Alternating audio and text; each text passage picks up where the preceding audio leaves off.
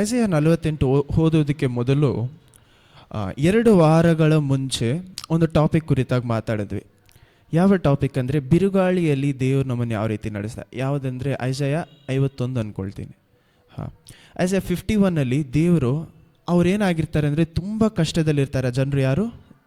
Israel ಜನರು.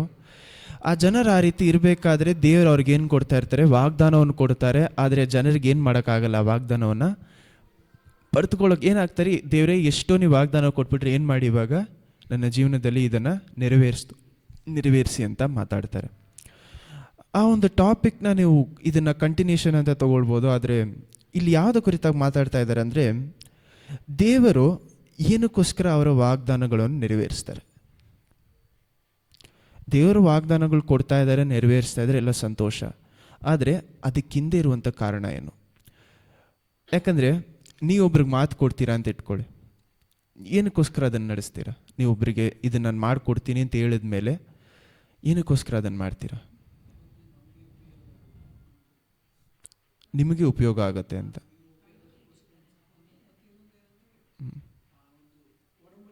ಅಲ್ಲಲ್ಲ, ದೇವ್ರು ಮಾಡೋದಲ್ಲ. ನೀವು ಒಬ್ರಿಗೆ ಮಾತು ಕೊಡ್ತಾ ಇದ್ದೀರಾ. ಒಂದು ಮನುಷ್ಯನಾಗಿ ಒಂದು ಮನುಷ್ಯಾಗಿ ನೀವು ಒಬ್ರಿಗೆ ಮಾತು ಕೊಡ್ತಾ ಇದ್ದೀರಾ. ಯಾಕೆ ಅದನ್ನು ನೆರವೇರಿಸ್ತೀರಾ? ನಮ್ಮ ಮೇಲೆ ನಂಬಿಕೆ ಇಟ್ಟಿರ್ತಾರೆ, ಅದರಿಂದ ನೆರವೇರಿಸ್ತಾ ಇದ್ದಾರೆ. ಓಕೆ, ನೆಕ್ಸ್ಟು ನಾವು ಕೊಟ್ಟಿರುವಂಥ ಮಾತನ್ನು ಕಂಪ್ಲೀಟ್ ಮಾಡೋದಕ್ಕೆ, ಮತ್ತು ನಾವು ಹಾನೆಸ್ಟ್ ಆಗಿರೋದಕ್ಕೆ ಅಂತ ಇದ್ದಾರೆ. ಓಕೆ, ಬೇರೆ ಸಂಬಂಧ ಚೆನ್ನಾಗಿರಬೇಕು ಅನ್ನೋದಕ್ಕೋಸ್ಕರ ನಾವು ಕೊಟ್ಟಿರುವಂಥ ಮಾತನ್ನು ಏನು ಮಾಡ್ತೀವಿ? ಒಂದು ವೇಳೆ ನಾವು ಕೊಟ್ಟಿರುವಂಥ ಮಾತು ಪ್ರಾಮಿಸ್ ಮಾಡಿಬಿಡ್ತೀವಿ, ಆದರೆ ಮಾಡೋಕ್ಕಾಗಿಲ್ಲ ಅಂದರೆ ಏನಾಗುತ್ತೆ? ಆ ಸಂಬಂಧ ಮುಟ್ಕೋಗುತ್ತೆ. ಸೊ ಇಷ್ಟು ಇಂಪಾರ್ಟೆಂಟ್ ಆಗಿರುವಂಥ ವಿಷಯವನ್ನು ಒಂದು ವೇಳೆ ಮಾಡಿ ಮುಗಿಸ್ಬಿಟ್ರೆ ಏನಾಗುತ್ತೆ? ಆ ಸಂಬಂಧ ಸ್ಟ್ರಾಂಗ್ ಆಗುತ್ತೆ. ಓಕೆ, ಬೇರೆ ಏನು ಸಿಗುತ್ತೆ ಅದರಿಂದ? ಅದೇ ಸಂಬಂಧ ಹೆಚ್ಚಾಗುತ್ತೆ, ನಾವು ಅವ್ರ ಜೊತೆ ಹತ್ರ ಆಗ್ತೀವೆಲ್ಲ. ಓಕೆ, ಅದನ್ನು ಮೀರಿ ಬೇರೆ ಏನಾಗುತ್ತೆ ಆ ಜೀವನದಲ್ಲಿ? ಸಂತೋಷ. ಬೇರೆಯವ್ರ ಸಂತೋಷವನ್ನು ನಾವೇನು ಮಾಡ್ತಾ ಇದ್ದೀವಿ ಆ ಜಾಗದಲ್ಲಿ ನೋಡ್ತೀವಿ. ಮನುಷ್ಯರಾದ ನಾವೇ ಇಷ್ಟು ಯೋಚನೆ ಮಾಡಬೇಕಾದ್ರೆ ದೇವರು ಯಾಕೆ ನಮಗೋಸ್ಕರ ಮಾಡಬೇಕು? ನೀವು ನಿಮ್ಮ ಮಕ್ಕಳಿಗೋ ಅಥವಾ ನಿಮ್ಮ ಜೊತೆಯಲ್ಲಿರೋರಿಗೋ, ನಿಮ್ಮ ಸ್ನೇಹಿತರಿಗೋ ನೀವು ಕೊಡುವಂಥ ಮಾತನ್ನು ನೀವು ನೆರವೇರಿಸ್ತಾ ಇದ್ದೀರಾ. ಆದರೆ ನಾವು ಸ್ವಲ್ಪ ಯೋಚನೆ ಮಾಡಿ ನೋಡಿದ್ರೆ ದೇವರು ಕೊಟ್ಟಿರುವಂಥ ಮಾತನ್ನು ಅವ್ರು ನೆರವೇರಿಸಬೇಕು ಅಂತ ಅವ್ರಿಗೇನಿಲ್ಲ, ಅವಶ್ಯಕತೆ ಇಲ್ಲ. ಎಕ್ಸಾಂಪಲ್ಗೆ ಹೇಳ್ತಾ ಇದ್ದೀನಿ. ಒಂದು ವೇಳೆ ಅವ್ರು ನೆರವೇರಿಸ್ದೆ ಹೋದರೆ ಅವ್ರು ಹಿಡ್ಕೊಂಡು ನೀವೇನು ಮಾಡೋಕ್ಕಾಗಲ್ಲ, ಯಾರು ಪ್ರಶ್ನೆ ಕೇಳೋಕ್ಕಾಗಲ್ಲ. ಆದರೆ ಹಂಗಿರಬೇಕಾದ್ರೆ ದೇವರು ಯಾಕೆ ಅವರ ಮಾತನ್ನು ನೆರವೇರಿಸ್ತಾರೆ? ಹಲ್ಲೆಲೂಯಾ. ನೋಡೋಣ, ಐಸಾಯ 48 1ನೇ ವಾಕ್ಯದಿಂದ ಓದಿ. ಇಸ್ರಾಯೇಲರೆಂಬ ಹೆಸರಿನವರು, ಯಹೂದ ವಂಶ ಉನ್ನತರು ಆದ ಯಾಕೋಬಿನ ಮನೆತನದವರೇ, ನೀವು ಕರ್ತನ ನಾಮದ ಮೇಲೆ ಆಣೆ ಇಟ್ಟು ಇಸ್ರಾಯೇಲಿನ ದೇವರನ್ನು ಸ್ಮರಿಸುತ್ತೀರಿ, ನಿಜ. ಆದರೆ ಈ ನಿಮ್ಮ ಕಾರ್ಯಗಳು ಸತ್ಯಕ್ಕೂ ಧರ್ಮಕ್ಕೂ ಅನುಸಾರವಾಗಿ ಇಲ್ಲ. ಇವರು ತಮ್ಮನ್ನು ಪರಿಶುದ್ಧ ಪಟ್ಟಣದವರು ಎಂದುಕೊಂಡು ದೇವರು ಇಸ್ರಾಯೇಲಿನವರಿಗೆಂದು ಅವರ ಮೇಲೆ ಭರವಸೆವಿಟ್ಟುಕೊಂಡಿರುತ್ತಾರೆ. ಅವರ ಹೆಸರು ಸಕಲ ಸೈನ್ಯಗಳ ಅಧೀಶ್ವರನಾದ ಕರ್ತರೆಂಬುದೇ. ಯಾಕೋಬ ಮನೆತನದವರೇ, ಕೇಳಿರಿ. ಈವರೆಗೂ ನಡೆದ ಸಂಗತಿಗಳನ್ನು ಪುರಾತನ ಕಾಲದಲ್ಲಿಯೇ ತಿಳಿಸಿದೆನು. ಹೌದು, ನನ್ನ ಬಾಯಿಂದ ಹೊರಟವು, ಪ್ರಕಟಿಸಿದೆನು. ನಾನು ತಟ್ಟನೆ ನಡೆಸಲು ನೆರವೇರಿಸಿದವು. ನೀನು ಆಟಗಾರ, ನಿನ್ನ ಕತ್ತಿನ ನರವು ಕಬ್ಬಿಣ, ನಿನ್ನ ಹಣೆ ತಾಮ್ರ ಎಂದು ನಾನು ತಿಳಿದುಕೊಂಡೆನು. ಆದುದರಿಂದ ಈ ಕಾರ್ಯಗಳನ್ನು ನನ್ನ ವಿಗ್ರಹವು ನಡೆಸಿದೆ. ನಾನು ನನ್ನ ಕೆತ್ತಿದ ಬೊಂಬೆ, ಎರಕದ ಪುತ್ಥಳಿ ಇವುಗಳನ್ನು ವಿಧಿಸಿದೆ ಎಂದು ನೀನು ಹೇಳಿಕೊಳ್ಳದಂತೆ ನಾನು ಪುರಾತನ ಕಾಲದಲ್ಲಿಯೇ ತಿಳಿಸಿದನು. ಒಂದು ಸೆಕೆಂಡ್. 3ನೇ ವಾಕ್ಯದಿಂದ 5ನೇ ವಾಕ್ಯದವರೆಗೂ ನಾವು ಓದಬೇಕಾದ್ರೆ ಮೊದಲು ನೋಡಿ, 1 ಮತ್ತು 2ರಲ್ಲಿ ದೇವರು ಏನು ಮಾಡ್ತಾ ಇದ್ದಾರೆ ನೋಡಿ. ನೀವು ಇಂಥ ಜನರು, ಯಾವ ರೀತಿಯಾದ ಜನರು? ನೀವು ಬಾಯಲ್ಲಿ ಒಂದು ರೀತಿಯಾಗಿ ಹೇಳ್ತೀರಾ. ಏನಂತ ಹೇಳ್ತೀರಾ? ನಾನು ದೇವರಾದ ಕರ್ತರ್ ನಾನು ಏನು ಮಾಡ್ತೀನಿ? ಆರಾಧನೆ ಮಾಡ್ತೀನಿ ಅಂತ. ಆದರೆ ನೀವು ಹೇಳುವಂಥ ಯಾವುದೇ ಮಾತನ್ನು ನೀವೇನು ಮಾಡ್ತಾ ಇಲ್ಲ, ನೆರವೇರಿಸ್ತಾ ಇಲ್ಲ.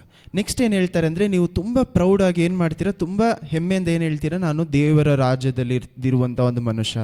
ಇವತ್ತಿನ ಕ್ರಿಸ್ತರನ್ನ ಇಟ್ಕೊಳ್ಳಿ, ಏನು ಹೇಳ್ತಾರೆ? ನಾನು ದೇವರಿಗೆ ತುಂಬ ಪ್ರಿಯವಾಗಿ ನಡ್ಕೊಳ್ತೀನಿ, ಅಥವಾ ನಾನು ದೇವರು ಹೇಳುವಂಥ ರೀತಿಯಲ್ಲಿ ನಡ್ಕೊಳ್ತೀನಿ. ಅವ್ರ ಮೇಲೆ ಅವ್ರಿಗೇನಿರುತ್ತೆ? ತುಂಬ ನಂಬಿಕೆ ಇರುತ್ತೆ. ಆ ನಂಬಿಕೆಯಲ್ಲಿ ಏನು ಹೇಳ್ತಾರೆ ಅಂದರೆ, ಒಂದು 2-3 ದಿವಸಕ್ಕೆ ಮುಂಚೆ ಒಂದು ವಿಷಯವನ್ನು ನಾನು ನೋಡ್ತಾ ಇದ್ದೆ. ಒಬ್ಬರು ದೊಡ್ಡ ಮೀಟಿಂಗ್ ನಡೀತಾ ಇದೆ.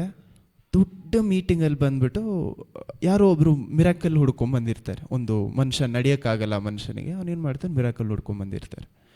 ಅಲ್ಲಿ ಬಂದಿರಬೇಕಾದ್ರೆ ಅವ್ರ ಆ ಪ್ರೇಯರ್ ಸ್ಟಾರ್ಟ್ ಮಾಡೋಕ್ಕೆ ಮುಂಚೆ ಒಂದು ಚಿಕ್ಕ ವಿಷಯ ಹೇಳ್ತಾರೆ, ಪ್ರಾರ್ಥನೆ ಥರ. ಅವ್ರು ಹೇಳ್ತಾ ಇದ್ದಾರೆ ಸ್ಟೇಜ್ ಮೇಲೆ. ಅವ್ರೇನು ಹೇಳ್ತಾರೆ ಅಂದರೆ, ದೇವರೇ, ಇಷ್ಟು ಜನರ ಮುಂದೆ ನನ್ನನ್ನು ಏನು ಮಾಡಿಬಿಡ್ಬೇಡಿ, ಮರ್ಯಾದೆ ಹೋಗುವಂಥ ರೀತಿಯಲ್ಲಿ ಅವಮಾನ ಆಗ್ಬಿಡಬೇಡಿ. ಏನು ಹೇಳ್ತಾರೆ ಅಂದರೆ, ಯಾಕಂದರೆ ದೇವರ ಜಾಗದಲ್ಲಿ ಒಂದು ವೇಳೆ ಅವರಿಗೆ ಸ್ವಸ್ಥ ಮಾಡದೆ ಹೋದರೆ ಏನಾಗ್ಬಿಡುತ್ತೆ, ನಿಂತ್ಕೊಂಡಿರುವಂಥ ಸೇವಕರಿಗೆ ಅವಮಾನ. ಏನಂತ, ನಿನ್ನ ದೇವರನ್ನ ನೀನು ದುಡ್ಡು ಹೇಳ್ದೆ ನೋಡಿದ್ರೆ ಅವಾಗ ಅವರು ಒಂದು ಚಿಕ್ಕ ಪ್ರಾರ್ಥನೆ ಹೇಳ್ತಾರೆ, don't let me B foolish in front of people ಅಂತ. ಆ ಒಂದು ಚಿಕ್ಕ ಮಾತಲ್ಲಿ ಯಾಕೆ ಅಷ್ಟು ಅರ್ಥ ಇದೆ ಅಂದರೆ, ನಾವು ದೇವರ ಮುಂದೆ ಜನರ ಮುಂದೆ ಇಷ್ಟು ಸಾವಿರಾರು ಜನರ ಮುಂದೆ ನಿಂತ್ಕೊಂಡಿರಬೇಕಾದ್ರೆ ಆ ಒಂದು ಚಿಕ್ಕ ವಿಷಯ, ಅಷ್ಟು ಜನರ ಮುಂದೆ ಒಂದು ವೇಳೆ ದೇವರ ಆ ಜಾಗದಲ್ಲಿ ನಾನು ಮಾಡಲ್ಲ ಅಂತ ಹೇಳ್ಬಿಟ್ರೆ ಏನಾಗುತ್ತೆ, ಆ ಮನುಷ್ಯನಿಗೆ ಅಷ್ಟು ಅವಮಾನ ಆಗುತ್ತೆ. ಆದರೆ ದೇವರಿಗೋಸ್ಕರ ಅವಮಾನವಾದರೂ ಪರವಾಗಿಲ್ಲ ಅಂತ ಆ ಜಾಗದಲ್ಲಿ ಪ್ರಾರ್ಥನೆ ಮಾಡ್ತಾರಲ್ಲ. ಯಾಕೆ ಆ ರೀತಿ ಪ್ರಾರ್ಥನೆ ಮಾಡ್ತಾರೆ? ದೇವರು ಒಂದು ವೇಳೆ ಮಾಡದೆ ಹೋದರೆ ಅವಮಾನ ಆದ್ರೂ ಪರವಾಗಿಲ್ಲ ಅನ್ನುವಂಥ ಧೈರ್ಯದಿಂದ ಮಾಡ್ತಾರಲ್ಲ. ಯಾಕಂದರೆ ಆ ಮನುಷ್ಯನಲ್ಲಿ ಏನಿರಲಿಲ್ಲ, ಹೆಮ್ಮೆ ಇರಲಿಲ್ಲ. ಹೆಮ್ಮೆ ಇರುವಂಥ ಮನುಷ್ಯರು ಏನು ಮಾಡ್ತಾರೆ ಅಂದರೆ, ನಾನು ಇಷ್ಟು ಒಳ್ಳೆಯವನಾಗಿದ್ದೀನಿ, ದೇವ್ರು ಏನು ಮಾಡ್ತಾರೆ ನನ್ನ ಜೀವನದಲ್ಲಿ ಆ ವಿಷಯವನ್ನು ನೆರವೇರಿಸ್ತಾರೆ. ಒಂದು ವೇಳೆ ದೇವರ ಆ ವಿಷಯವನ್ನು ನೆರವೇರಿಸದೆ ಹೋಗ್ಬಿಟ್ರೆ, ಅಥವಾ ದೇವರ ವಾಗ್ದಾನನೇ ಕೊಡಲಿಲ್ಲ, ನೆರವೇರಿಸದೆ ಹೋಗ್ಬಿಟ್ರೆ ಏನು ಹೇಳ್ತಾರೆ, ನಾನು ಇಷ್ಟು ಒಳ್ಳೆಯವನಾಗಿದ್ದು ಉಪಯೋಗ ಇಲ್ಲ, ನಾನೇನು ಮಾಡ್ತೀನಿ, ಹಳೆಯ ಜೀವನವನ್ನೇ ಹುಡ್ಕೊಂಡು ಹೋಗ್ತೀನಿ. ಆ ಜಾಗದಲ್ಲಿ ಏನು ತೋರಿಸ್ತಾ ಇದೆ, ಅವರಲ್ಲಿರುವಂಥ ಹೆಮ್ಮೆ. ಈ ಜನರಲ್ಲೂ ಇದ್ದಂಥ ಹೆಮ್ಮೆ ಏನು? 2ನೇ ವಾಕ್ಯ ಏನು ಅನ್ಸತಿ ಓದಿ, ಯೆಶಾಯ 48:2. ಇವರು ತಮ್ಮನ್ನು ಪರಿಶುದ್ಧ ಪಟ್ಟಣದವರು ಎಂದುಕೊಂಡು ದೇವರು ಇಸ್ರಾಯೇಲಿನವರೇ ಎಂದು ಅವರ ಮೇಲೆ ಭರವಸೆವಿಟ್ಟುಕೊಂಡಿರುತ್ತಾರೆ. ಆದರೆ ಇಂಥ ಮನುಷ್ಯರು, ಆದರೆ ನೋಡಿ 4ನೇ ವಾಕ್ಯದಲ್ಲಿ ಹೇಳ್ತಾರೆ, ನೀವು ಆಟಗಾರರ, ನಿಮ್ಮ ಕತ್ತಿನ ನರವು ಕಬ್ಬಿಣ, ನಿಮ್ಮ ಹಣೆ ತಾಮ್ರ ಎಂದು ನಾನು ತಿಳಿದುಕೊಂಡೆನು. 3 ವಿಷಯ ಹೇಳ್ತಾ ಇದ್ದಾರೆ ನೋಡಿ. ಮೊದಲು ಏನು ಹೇಳ್ತಾರೆ, ನೀವು ಆಟಗಾರರು, ನೆಕ್ಸ್ಟ್ ನಿಮ್ಮ ಕತ್ತು ಕಬ್ಬಿಣ ರೀತಿ, ನೆಕ್ಸ್ಟ್ ನಿಮ್ಮ ಹಣೆ ತಾಮ್ರ. ಈ 3 ವಿಷಯವನ್ನು ಏನಕ್ಕೋಸ್ಕರ ಹೇಳ್ತಾ ಇದ್ದಾರೆ? ಈ 3 ವಿಷಯದಲ್ಲಿ ಇರುವಂಥ ಕ್ವಾಲಿಟಿ ಏನು? ಮೊದಲು ಏನು ಹೇಳ್ತಾ ಇದ್ದಾರೆ, ಮೊದಲು ನೀವು ತುಂಬ ಹಠಗಾರರು ಅಂತ ಹೇಳ್ತಾ ಇದ್ದಾರೆ. ಹಠ ಹಿಡಿಯೋದು ಒಳ್ಳೆಯದಾ ತಪ್ಪದ? ದೇವ್ರ ಹತ್ರ ಹಠ ಹಿಡಿಯೋದು ಒಳ್ಳೆಯದಾ ತಪ್ಪ? ಹೆಂಗೆ ಅದು? ಕೆಲವು ವಿಷಯದಲ್ಲಿ ಓಕೆ, ಯಾವ ವಿಷಯದಲ್ಲಿ ಓಕೆ, ಯಾವ ವಿಷಯದಲ್ಲಿ ಓಕೆ ಇಲ್ಲ.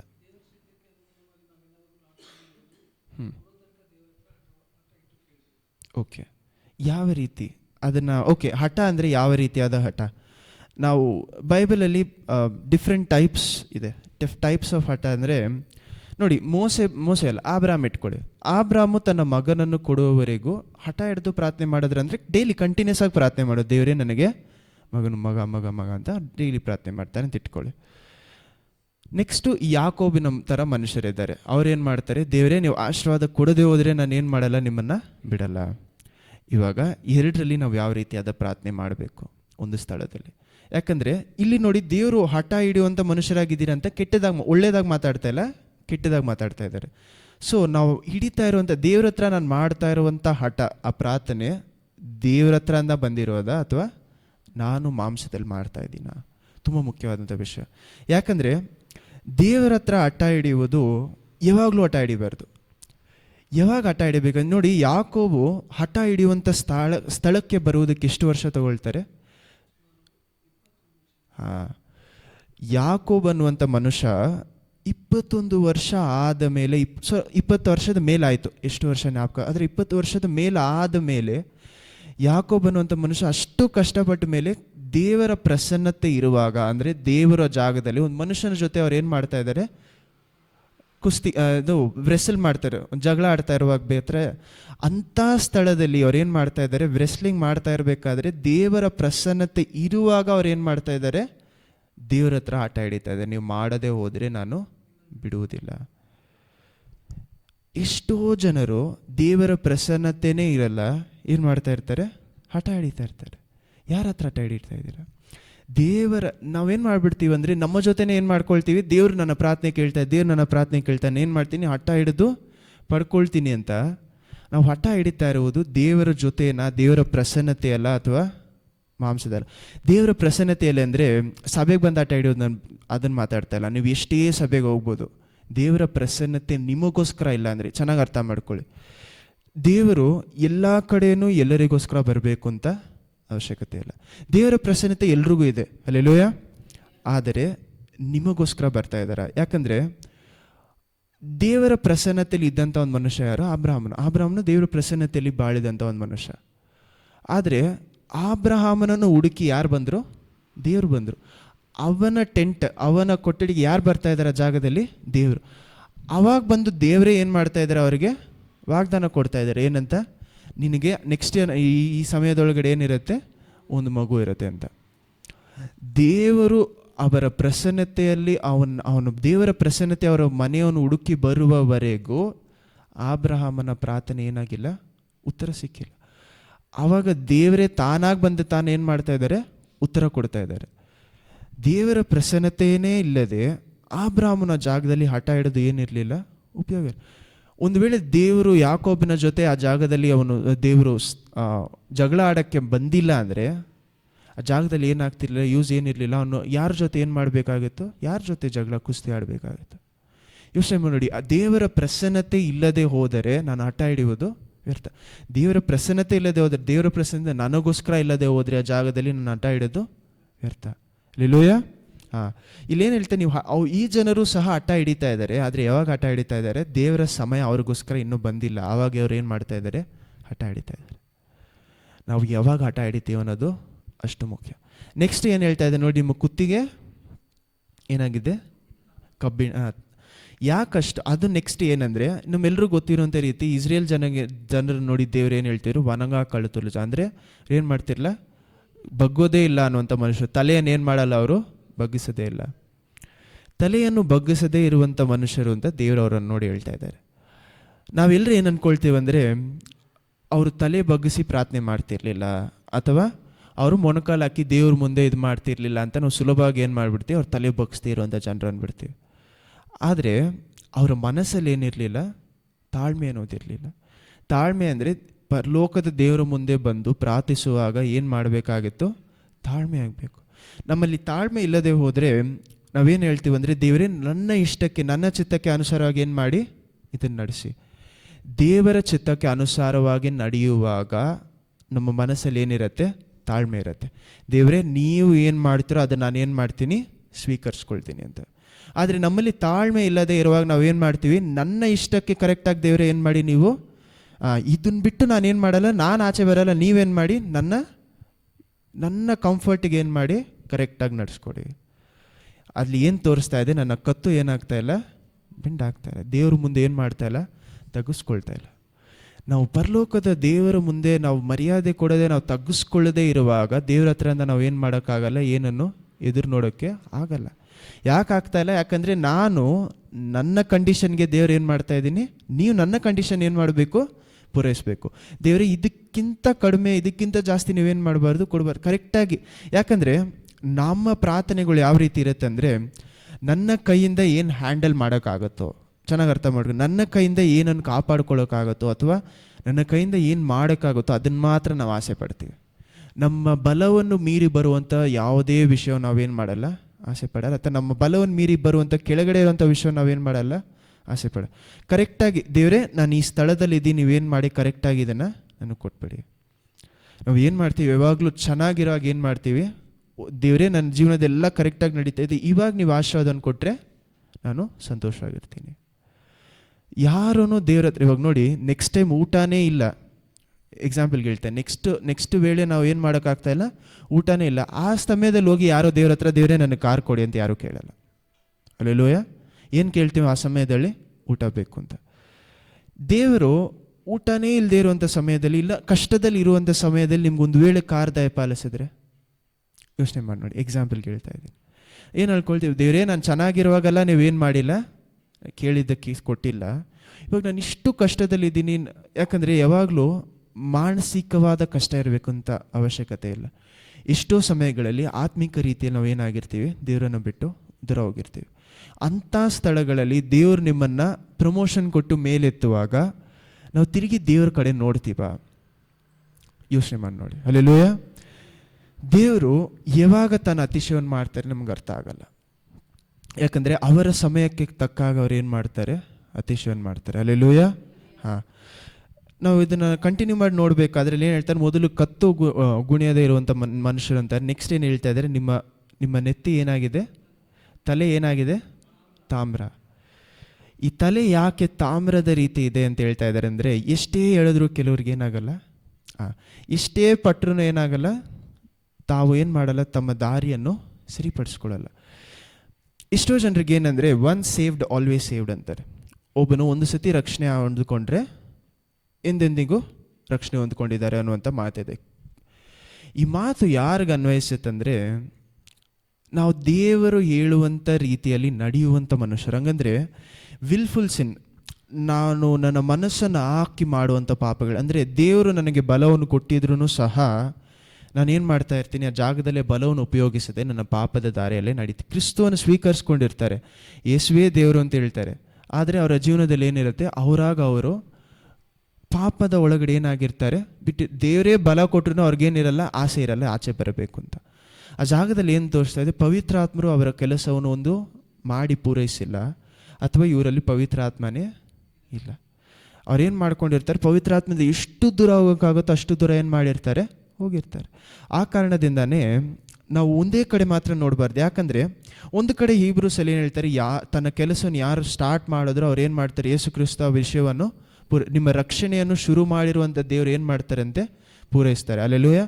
ಅವರ ಮೇಲೆ ನಂಬಿಕೆ ಇರೋದು ಒಳ್ಳೆಯದೇ, ಆದರೆ ಅದೇ ವಾಕ್ಯದಲ್ಲಿ ಏನು ಹೇಳ್ತಾರೆ, ಕೊನೆಯವರೆಗೂ ತಾಳುವವನ್ನೇ ರಕ್ಷಣೆ ಉಂಟು. ಅಲ್ಲೆಲೂಯ. ಕೊನೆಯವರೆಗೂ ಎಷ್ಟೇ ಟೆಂಪ್ಟೇಷನ್ ಬಂದರು, ಎಷ್ಟೇ ಬಂದರೂ ನಾವೇನು ಮಾಡಬೇಕು, ನಾವು ಪಾಪದಲ್ಲೇ ಬೀಳಲ್ಲ. ನಾನು ಹೇಳ್ತಾ ಇಲ್ಲ, ಎಂಥ ಮನುಷ್ಯನಾಗಿದ್ದರೂ ಪಾಪದಲ್ಲಿ ಏನು ಮಾಡ್ತಾರೆ, ಬಿತ್ತೇ ಬೀಳ್ತಾರೆ. ಕ್ರಿಸ್ತುವಲ್ಲಿ ಬಂದ ಮೇಲೆ ನಾವೇನು ಅಂದ್ಕೊಳ್ತೀವಿ, ಪಾಪದಿಂದ ನನಗೆ ಬಿಡುಗಡೆ ಅಥವಾ ಟೆಂಪ್ಟೇಷನ್ ಏನಾಗ್ಬಿಡುತ್ತೆ, ಕ್ರಿಸ್ತುವಲ್ಲಿ ಬಂದ ಮೇಲೇ ಏನಾಗುತ್ತೆ, ಟೆಂಪ್ಟೇಷನ್ ಹೆಚ್ಚಾಗತ್ತೆ. ಅಂಥ ಮನುಷ್ಯ ನಾವಿರಬೇಕಾದ್ರೆ ನಾವೇನು ಮಾಡಬೇಕು, ಎಷ್ಟೇ ಟೆಂಪ್ಟೇಷನ್ ಬಂದರೂ, ಎಷ್ಟೇ ಸತಿ ಕೆಳಗಡೆ ಬಿದ್ದರು, ಯಾಕಂದರೆ ದೇವರ ವಾಕ್ಯದಲ್ಲಿ ಹೇಳಿದೆ, ಒಂದು ನೀತಿವಂತನು 7 ಸತಿ ಕೆಳಗಡೆ ಬಿದ್ದರೂ ಏನು ಮಾಡ್ತಾನೆ, ಮೇಲೆ ಕೇಳ್ತಾನೆ. ಅಲ್ಲೆಲೂಯ. ಮೇಲಕ್ಕೆ ಏಳದೇ ಇದ್ದರೆ ಆ ಜಾಗದಲ್ಲಿ ನಾವೇನು ತೋರಿಸ್ತಾ ಇದ್ದೀವಿ, ಕ್ರಿಸ್ತನ ನೀತಿವಂತಿಕೆ ನನ್ನಲ್ಲಿ ಇನ್ನೂ ಏನಾಗಿಲ್ಲ, ಬಂದಿಲ್ಲ. ಅಲ್ಲೆಲೂಯ. ಹಾಂ, ಓಕೆ, ಕಂಟಿನ್ಯೂ ಮಾಡಿ ವಾಕ್ಯನ. 5ನೇ ವಾಕ್ಯ. ಈ ಕಾರ್ಯಗಳನ್ನು ನನ್ನ ವಿಗ್ರಹವು ನಡೆಸಿದೆ. ಈ ಕಾರ್ಯಗಳನ್ನು ನನ್ನ ವಿಗ್ರಹವು ನಡೆಸಿದೆ ಅಂತ ನೀವು ಹೇಳ್ಬೋದು. ದೇವರು ನಮಗೆ ವಾಗ್ದಾನವನ್ನು ಕೊಡುವುದಕ್ಕೆ, ಇವಾಗ ನೋಡೋಣ, ದೇವರು ನಮಗೆ ವಾಗ್ದಾನಗಳನ್ನು ಕೊಡುವುದಕ್ಕೆ ಕಾರಣ, ನಾವು ಯಾವಾಗಲೂ ನಾವು ಏನು ಹೇಳ್ಬಿಡ್ತೀವಿ ಅಂದರೆ, ನಾನು ಚೆನ್ನಾಗಿ ಮಾಡಿದೆ ಅದರಿಂದ ದೇವರು ಇದನ್ನು ನಡೆಸಿದೆ. ನೋಡಿ, ನಾನು ಇಷ್ಟೆಲ್ಲ ಮಾಡಿ ಕಷ್ಟಪಟ್ಟು ಬಂದೆ, ದೇವರು ನಿಮ್ಮ ಕಷ್ಟಕ್ಕೆ ಫಲ ಕೊಡ್ತಾರೋ, ಕೊಡಲ್ವ? ಕೊಡ್ತಾರೆ. ಆದರೆ ಎಷ್ಟು ಸತಿ ನಾವು ಹೇಳ್ತೀವಿ, ದೇವರೇ ಈ ಬಲನೂ ಸಹ ನಿಮ್ಮ ಹತ್ರದಿಂದ ಬಂದಿದ್ದು. ಅಲ್ಲೆಲೂಯ. ನಾವೇನು ಮಾಡ್ತೀವಿ, ಇದೆಲ್ಲ ನಾನು ಮಾಡಿದೆ, ಅದರಿಂದ ಏನು ದೇವ್ರ ಹತ್ರ ನಾನು ಬಿತ್ತನೆ ಮಾಡಿದೆ, ಅವ್ರ ಹತ್ರ ನಾನು ಇದು ಮಾಡಿದ ರೀತಿಯಲ್ಲಿ ದೇವರಿಗೆ ನಾನು ಸಾಲಗಾರನು, ದೇವ್ರು ನನಗೆ ಸಾಲಗಾರನು ಅಂತ ರೀತಿಯಲ್ಲಿ ಏನು ಮಾಡ್ತೀವಿ, ಎಷ್ಟೋ ಜನ ಮಾತಾಡ್ತಾರೆ. ಯಾಕೆ ಆ ರೀತಿ? ಅದಕ್ಕೆ ದೇವ್ರು ಹೇಳ್ತಾರೆ, ನಿಮ್ಮ ಐಡಲ್ಸ್, ನಿಮ್ಮ ವಿಗ್ರಹಗಳು, ಅಂದರೆ ಆ ಕಾಲದಲ್ಲಾದರೂ ಬೇರೆ ರೀತಿಯಾದ ವಿಗ್ರಹಗಳಿತ್ತು. ಈ ಕಾಲದಲ್ಲಿ ಇರುವಂಥ ದೊಡ್ಡ ವಿಗ್ರಹ ಯಾವುದು? ನಾವೇ. ಮಾಂಸ ಅನ್ನುವಂಥ ವಿಗ್ರಹ. ಹೆಮ್ಮೆ, ಮತ್ತೇನು ಹೇಳ್ತೀರಿ, ನಮ್ಮ ಮೇಲೆ ನಮಗೆ ಅಷ್ಟು ಹೆಮ್ಮೆ ಇರುತ್ತೆ, ಅಥವಾ ನಾನು ಇದೆಲ್ಲ ಮಾಡಿ ಮುಗಿಸ್ದೆ, ನನ್ನ ಜೀವನ ಇದೆಲ್ಲ ಮಾಡಿದೆ ಅಂತ ದೇವರು ಕೊಡುವಂಥ ಆಶೀರ್ವಾದಗಳನ್ನು ಸಹ ನಾವೇನು ಅಂದ್ಕೊಳ್ತೀವಿ, ನಾನು ದೇವ್ರ ಹತ್ರ ಇದ್ದರೆ ದೇವ್ರು ನನಗಿದನ್ನು ಕೊಡ್ತಾರೆ. ಸೊ ನಾವು ದೇವರ ಹತ್ರ ಆಗೋದು ಏನಕ್ಕೋಸ್ಕರ ಇರುತ್ತೆ? ಆಶೀರ್ವಾದಗಳಿಗೋಸ್ಕರ. ಒಂದು ವೇಳೆ ದೇವರ ಆಶೀರ್ವಾದವನ್ನು ಕೊಡದೆ ಹೋಗ್ಬಿಟ್ಟು ನಾವೇನಾಗ್ತೀವಿ, ದೇವರನ್ನು ಬಿಟ್ಟು ಎಷ್ಟೋ ಜನ ಏನಾಗ್ತಾರೆ, ದೂರ ಆಗ್ಬಿಡ್ತಾರೆ. ನಮ್ಮ ಪ್ರಾರ್ಥನೆಗೆ ಆನ್ಸರ್ ಸಿಕ್ಕಿಲ್ಲ ಅಂದರೆ ದೂರ ಆಗ್ಬಿಡ್ತಾರೆ.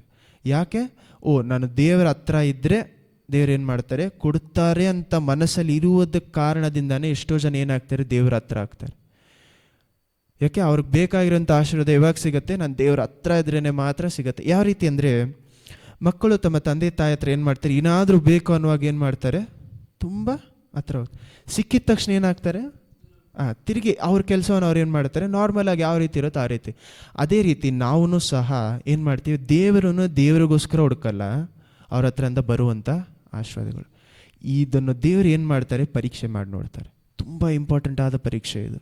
ಏನಂತ, ಅವರ ಜೊತೆ ಇರುವಂಥ ಸಂಬಂಧ ಅವರಿಗೋಸ್ಕರನ ಅಥವಾ ನಮಗೋಸ್ಕರನ? ಯಾಕೆ ಯಾಕೆ ಈ ಪರೀಕ್ಷೆ ಎಷ್ಟು ಮುಖ್ಯ ಅಂದರೆ ದೇವ್ರು ಏನು ಹೇಳ್ತಾರೆ ನೋಡಿ, ನಾನು ನಿಮ್ಮ ವಿಗ್ರಹಗಳು ಇದನ್ನು ಮಾಡುತ್ತು ಅಂತ ನೀವೇನು ಮಾಡ್ಕೊಬಾರ್ದು, ಹೆಮ್ಮೆ ಪಡಬಾರ್ದು. ಆ ಕಾರಣದಿಂದಾನೇ ನಾವು ಕೆಳಗಡೆ ಇರುವಾಗ, ನಾವು ಕಷ್ಟದಲ್ಲಿರುವಾಗ ದೇವರವರ ವಾಗ್ದಾನಗಳನ್ನು ಕೊಡುವುದು, ನೆರವೇರಿಸುವುದು ಎರಡು. ಯಾಕೆ? ನಾವು ಕಷ್ಟದಲ್ಲಿರುವಾಗ ದೇವರ ಆ ವಿಷಯಗಳನ್ನು ನೆರವೇರಿಸಿದ್ರೇ ನನ್ನ ಮೇಲೆ ನನಗೇನಿರಲ್ಲ, ಹೆಮ್ಮೆ ಹೆಚ್ಚಾಗಲ್ಲ.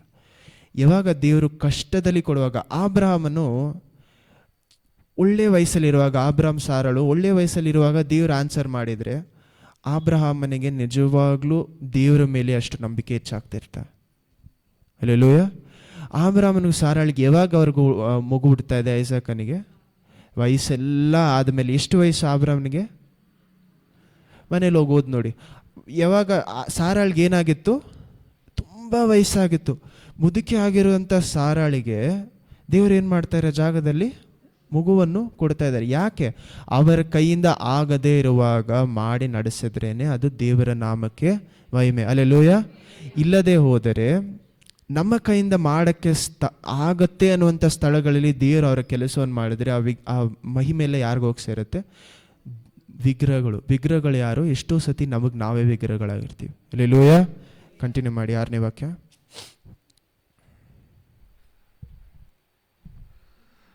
ಆಗಲೇ ಕೇಳಿದೆಯಲ್ಲ, ಈಗ ನಡೆದದ್ದೆಲ್ಲ ನೋಡು, ನಿನ್ನವರೇ ಪ್ರಸಿದ್ಧಪಡಿಸಲಿ. ಇಂದಿನಿಂದ ಹೊಸ ಸಂಗತಿಗಳನ್ನು, ನೀನು ತಿಳಿದಿದ್ದ ಗುಪ್ತ ವಿಷಯಗಳನ್ನು ನಿನಗೆ ಅರ್ಹುತ್ತೇನೆ.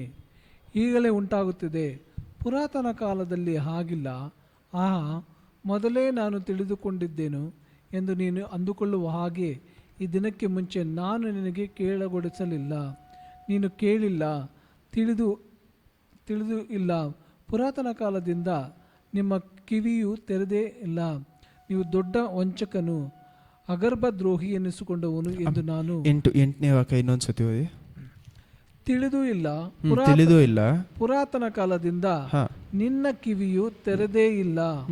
ನೀನು ದೊಡ್ಡ ವಂಚಕನು, ಅಗರ್ಭ ದ್ರೋಹಿ ಎನಿಸಿಕೊಂಡವನು ಎಂದು ನಾನು ತಿಳಿದುಕೊಂಡಿದ್ದೇನು ಅಷ್ಟೇ. ನೋಡಿ, ದೇವರ ವಾಗ್ದಾನಗಳನ್ನು ಪಡೆದುಕೊಂಡು ಅದನ್ನು ಬಿಸಾಕುವಂಥ ಎಷ್ಟೋ ಜನರಿದ್ದಾರೆ. ಬಿಸಾಕುವಂಥ ಎಷ್ಟೋ ಜನರಂದರೆ ಆ ವಾಗ್ದಾನಗಳನ್ನ ಏನು ಮಾಡಲ್ಲ, ಕ್ಲೇಮ್ ಮಾಡಲ್ಲ. ದೇವ್ರ ಹತ್ರಿಂದ ಏನು ಮಾಡಲ್ಲ, ದೇವರೇ ನೀವು ಕೊಟ್ಟಂಥ ವಾಗ್ದಾನವನ್ನು ನೆರವೇರಿಸಿ ಅಂತ ಎಷ್ಟೋ ಜನ ಏನು ಮಾಡಲ್ಲ, ಕೇಳಲ್ಲ.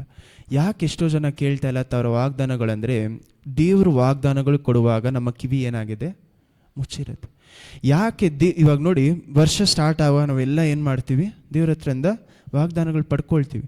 ಎವ್ರಿ ಡೇ ಎಷ್ಟು ಜನ ಅದಕ್ಕೋಸ್ಕರ ಪ್ರಾರ್ಥನೆ ಮಾಡ್ತಾ ಇದ್ದೀವಿ ನೋಡಿ. ದೇವ್ರು ಇವಾಗ ನಿಮ್ಮ ಮನೆ ಒಳಗಡೆ ಸಮಾಧಾನ ಇರುತ್ತೆ ಅಂತ ನಿಮ್ಮ ವಾಗ್ದಾನ ಕೊಟ್ಬಿಡ್ತಾರೆ ಅಂತ ಇಟ್ಕೊಳ್ಳಿ.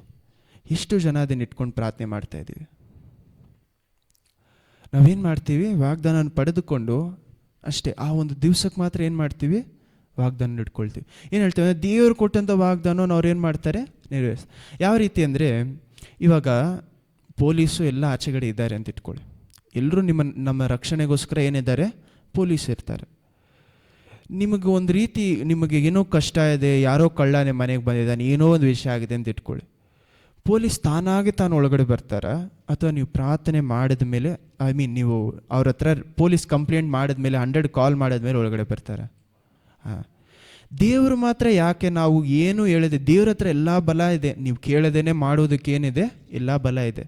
ಆದರೆ ದೇವ್ರ ಹತ್ರ ಮಾತ್ರ ಪಡ್ಕೊಳ್ಳೋಕ್ಕೆ ನಾವೇನು ಮಾಡ್ತೀವಿ, ಏನು ರಿಕ್ವೆಸ್ಟು ಕೇಳ ಪ್ರಾರ್ಥನೆ ಮಾಡಲ್ಲ. ಏನು ಹೇಳ್ತೀವಿ, ಡೈರೆಕ್ಟಾಗಿ ದೇವರು ತನ್ನ ಕೆಲಸವನ್ನು ತಾನಾಗಿ ತಾನು ಮಾಡ್ತಾರೆ. ನಿಮಗೆ ವಾಗ್ದಾನ ಕೊಡುವುದೇ ದೇವ್ರ ಮೇಲೆ ನಿಮಗಿರುವಂಥ ವಿಶ್ವಾಸ ಏನಾಗಬೇಕು, ಹೆಚ್ಚಾಗಬೇಕು ಅಂತ. ಹಲ್ಲೆಲೂಯ. ಪ್ರಾರ್ಥನೆ ಮಾಡದೇ ಇರುವಾಗ ಪ್ರಾರ್ಥನೆಗೆ ಅಥವಾ ಪ್ರಾಮಿಸ್ ನಿಮ್ಗೆ ನೆರವೇರಿದ್ರೆ ಎಷ್ಟು ಜನರಿಗೆ ದೇವ್ರ ಮೇಲೆ ವಿಶ್ವಾಸ ಹೆಚ್ಚಾಗುತ್ತೆ? ಯೋಚನೆ ಮಾಡಿ ನೋಡಿ. ದೇವರು ನಿಮ್ಮ ಜೀವನದಲ್ಲಿ ಕೊಟ್ಟಿರುವಂಥ ವಾಗ್ದಾನ ನೆರವೇರಿಸಿರೋದಕ್ಕೆ ಕಾರಣ ನಾವು ಕಿವಿಡಾಗಿರ್ತೀವಿ. ಎಷ್ಟೋ ಜಾಗದಲ್ಲಿ ಹೇಳುವುದನ್ನು ನಾವೇನು ಮಾಡಲ್ಲ, ಕೇಳಿಸ್ಕೊಳ್ಳಲ್ಲ.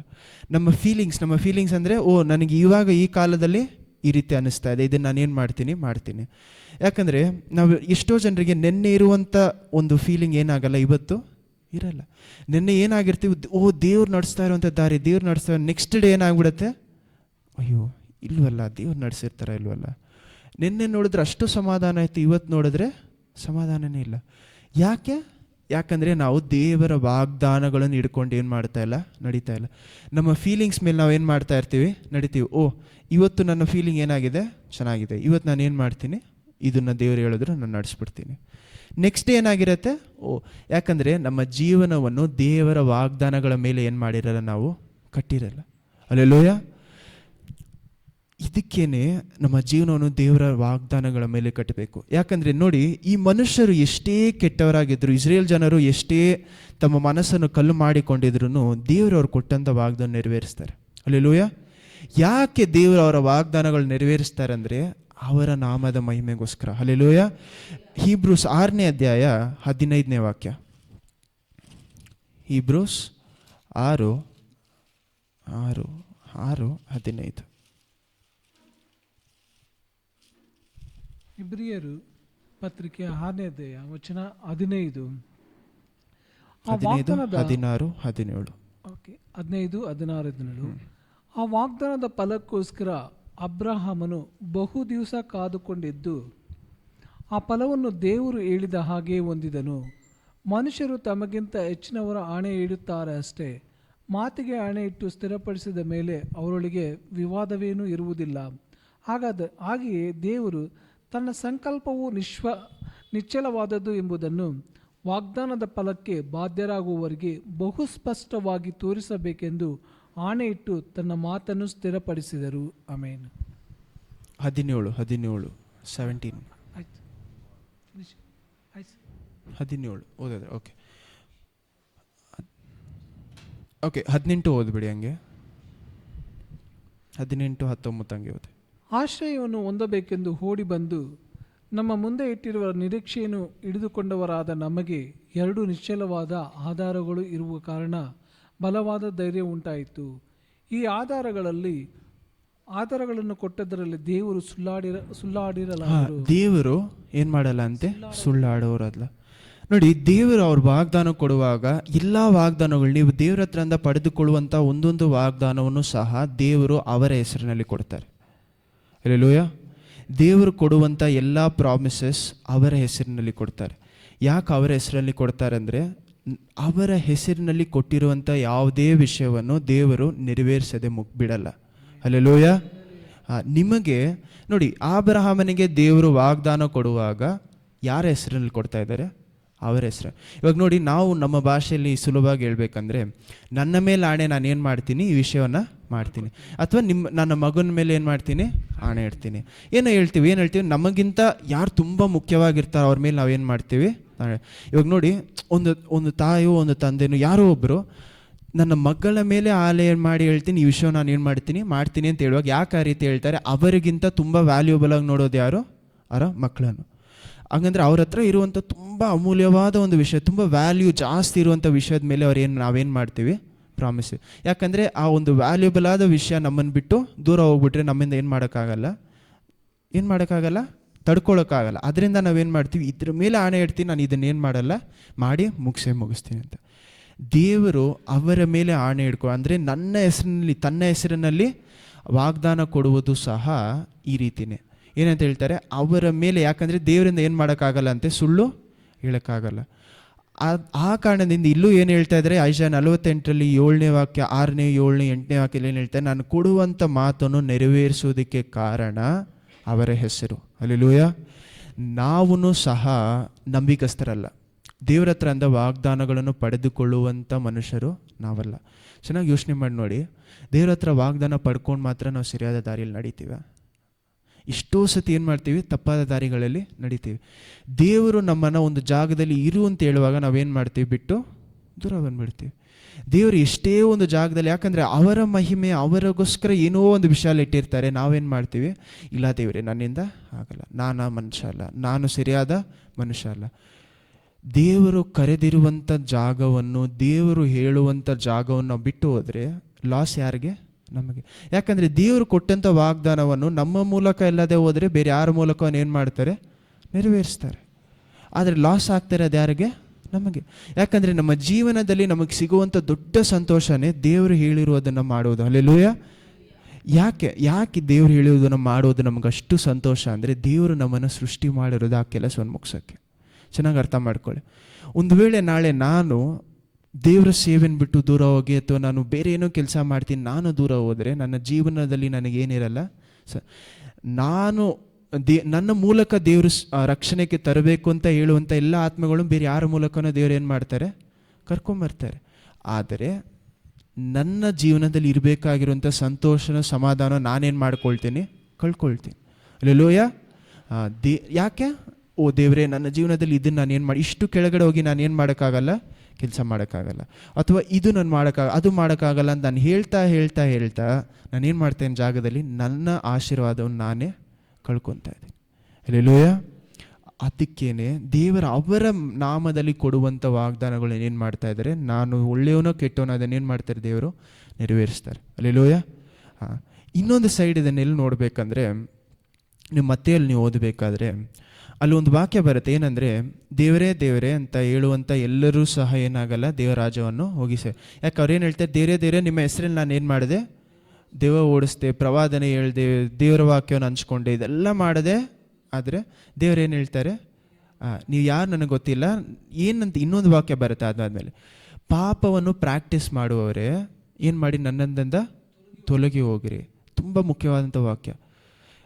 ಇನ್ನೊಂದು ಸತಿ ಆ ವಾಕ್ಯ ಓದೋಣ. ಮತ್ತೆಯು 7ನೇ ಅಧ್ಯಾಯ ಅನ್ಕೊಳ್ತೀನಿ.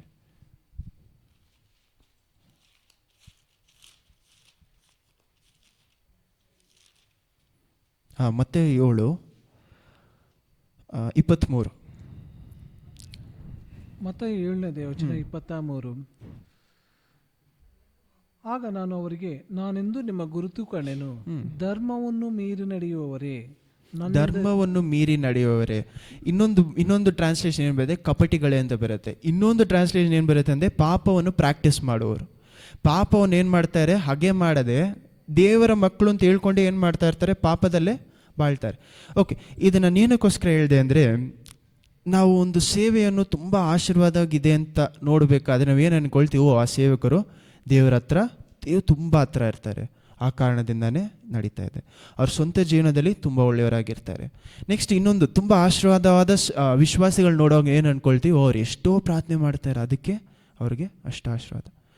ನಾವು ತಪ್ಪಾಗಿ ಅರ್ಥ ಮಾಡಿಕೊಳ್ಳುವಂಥ ದೊಡ್ಡ ವಿಷಯನೇ ಇದೆ. ಎಷ್ಟೋ ಜನರಿಗಿರುವಂಥ ಒಂದು ದೊಡ್ಡ ವಿಷಯವನ್ನು ದೇವರು ಅವರನ್ನು ಆಶೀರ್ವದಿಸಿದರೆ ಅವರು ತುಂಬ ಪರಿಶುದ್ಧವಾದಂಥ ಮನುಷ್ಯರು, ತುಂಬ ಏನಾಗಿರ್ತಾರೆ, ಯೇಸು ಕ್ರಿಸ್ತುವಿನ ಥರ ಬಾಳುವಂಥ ಮನುಷ್ಯರು. ಅದಕ್ಕೆ ದೇವರ ಜಾಗದಲ್ಲಿ ಅವ್ರನ್ನ ಆಶೀರ್ವಾದ. ಅಥವಾ ಒಬ್ಬರು ಶಾಪದಲ್ಲಿ ಅಥವಾ ಒಂದು ತುಂಬ ಕಷ್ಟದಿದ್ದಾರೆ ಏನು ಅಂದ್ಕೊಳ್ತೀವಿ, ಅವರು ದೇವ್ರ ಹತ್ರ ಇಲ್ಲ, ಏನೋ ಪಾಪದಲ್ಲಿದ್ದಾರೆ, ಅದಕ್ಕೆ ದೇವರು ಅವ್ರನ್ನ ಆಶೀರ್ವದಿಸಿಲ್ಲ ಅಂತ ನಾವೇನು ಮಾಡ್ಕೊಳ್ತೀವಿ, ನಾವು ಅಂದ್ಕೊಳ್ತೀವಿ. ಆದರೆ ಇಲ್ಲಿ ನೋಡಿ, ಅವರೆಲ್ಲರೂ ಯೋಚನೆ ಮಾಡಿ ನೋಡಿ, ಅಲ್ಲಿರುವಂಥ ಎಲ್ಲ ಜನರು ಒಂದು ಸೇವೆಯಲ್ಲಿದ್ದಂಥ, ಚೆನ್ನಾಗಿ ಯೋಚನೆ ಮಾಡಿ. ಮತ್ತೆ 7ನೇ ಅಧ್ಯಾಯ ಯಾರ ಕುರಿತಾಗಿ ಮಾತಾಡ್ತಾ ಇದೆ, ಸೇವಕರು. ತುಂಬ ಇಂಪಾರ್ಟೆಂಟ್ ಆದ ಸೇವಕರು ಅಥವಾ ಸೇವೆಯಲ್ಲಿದ್ದವರು. ಯಾಕಂದರೆ ಮ್ಯಾಕ್ಸಿಮಮ್ ಮಾಡೋದು ಅದೇ. ಯಾಕಂದರೆ ವಿಶ್ವಾಸಿಗಳು ಸಹ ಇದನ್ನು ಮಾಡ್ತಾನೆ, ಇಲ್ಲ ಅಂತ ಹೇಳಿಲ್ಲ. ಆದರೆ ಮ್ಯಾಕ್ಸಿಮಮ್ ಈ ಕೆಲಸಗಳನ್ನು ಮಾಡೋದು ಯಾರು, ಸೇವಕರು. ಆದರೆ ಆ ಜಾಗದಲ್ಲಿ ದೇವರು ಮಾತನಾಡೋದವ್ರು ಯಾರ ಹತ್ರ, ಸೇವಕರಿಗೆ. ಏನಂತ ಹೇಳ್ತಾ ಇದ್ದಾರೆ, ಪಾಪವನ್ನು ಪ್ರಾಕ್ಟೀಸ್ ಮಾಡಿ.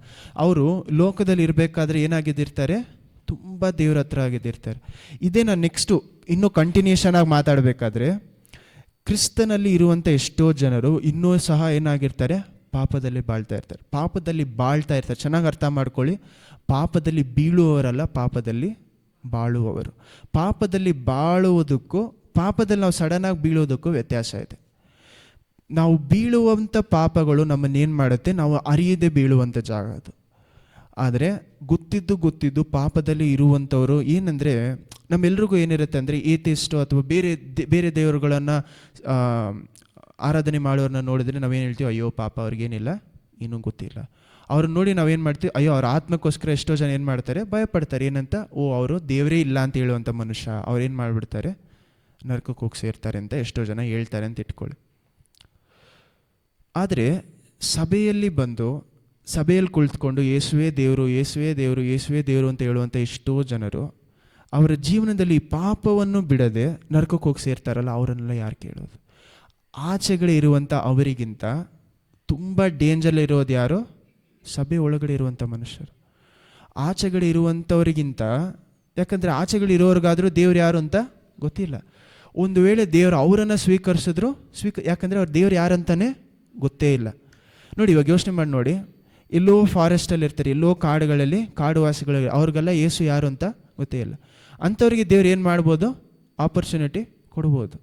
ಆದರೆ ದೇವರು ಯಾರು ಅಂತ ಗೊತ್ತಿತ್ತು, ದೀಕ್ಷಾಸ್ಥಾನ ಪಡೆದುಕೊಂಡು ದೇವರ ಯೇಸು ಕ್ರಿಸ್ತು ಪವಿತ್ರಾತ್ಮರನ್ನು ಏನು ಮಾಡಿರ್ತಾರೆ, ರುಚಿ ನೋಡಿರುವಂಥ ಮನುಷ್ಯರು ಇನ್ನೂ ಸಹ ಪಾಪವನ್ನು ಬಿಡದೇ ಇರುವಾಗ, ಪಾಪದಲ್ಲಿ ಬೀಳದೇ ಇರುವಾಗಲ್ಲ, ಪಾಪದಲ್ಲೇ ಬಾಳ್ತಾ ಇರುವಾಗ ಅಂಥ ಮನುಷ್ಯರಿಗೆ ಏನಿರುತ್ತೆ ಮೈಂಡಲ್ಲಿ, ಓ ನಾನು ಯೇಸುವೆ ದೇವರು ಅಂತ ಹೇಳ್ಬಿಟ್ರೆ ನಾನು ಬಾಳ್ತೀನಿ, ಯೇಸುವೆ ದೇವರು ಅಂತ ಹೇಳ್ಬಿಟ್ರೆ ಓ ದೇವ್ರ ಹತ್ರ ನಾನು ಫಾಲ್ಸ್ ಸೆನ್ಸ್ ಆಫ್ ಸೆಕ್ಯೂರಿಟಿ ಅಂತಾರೆ.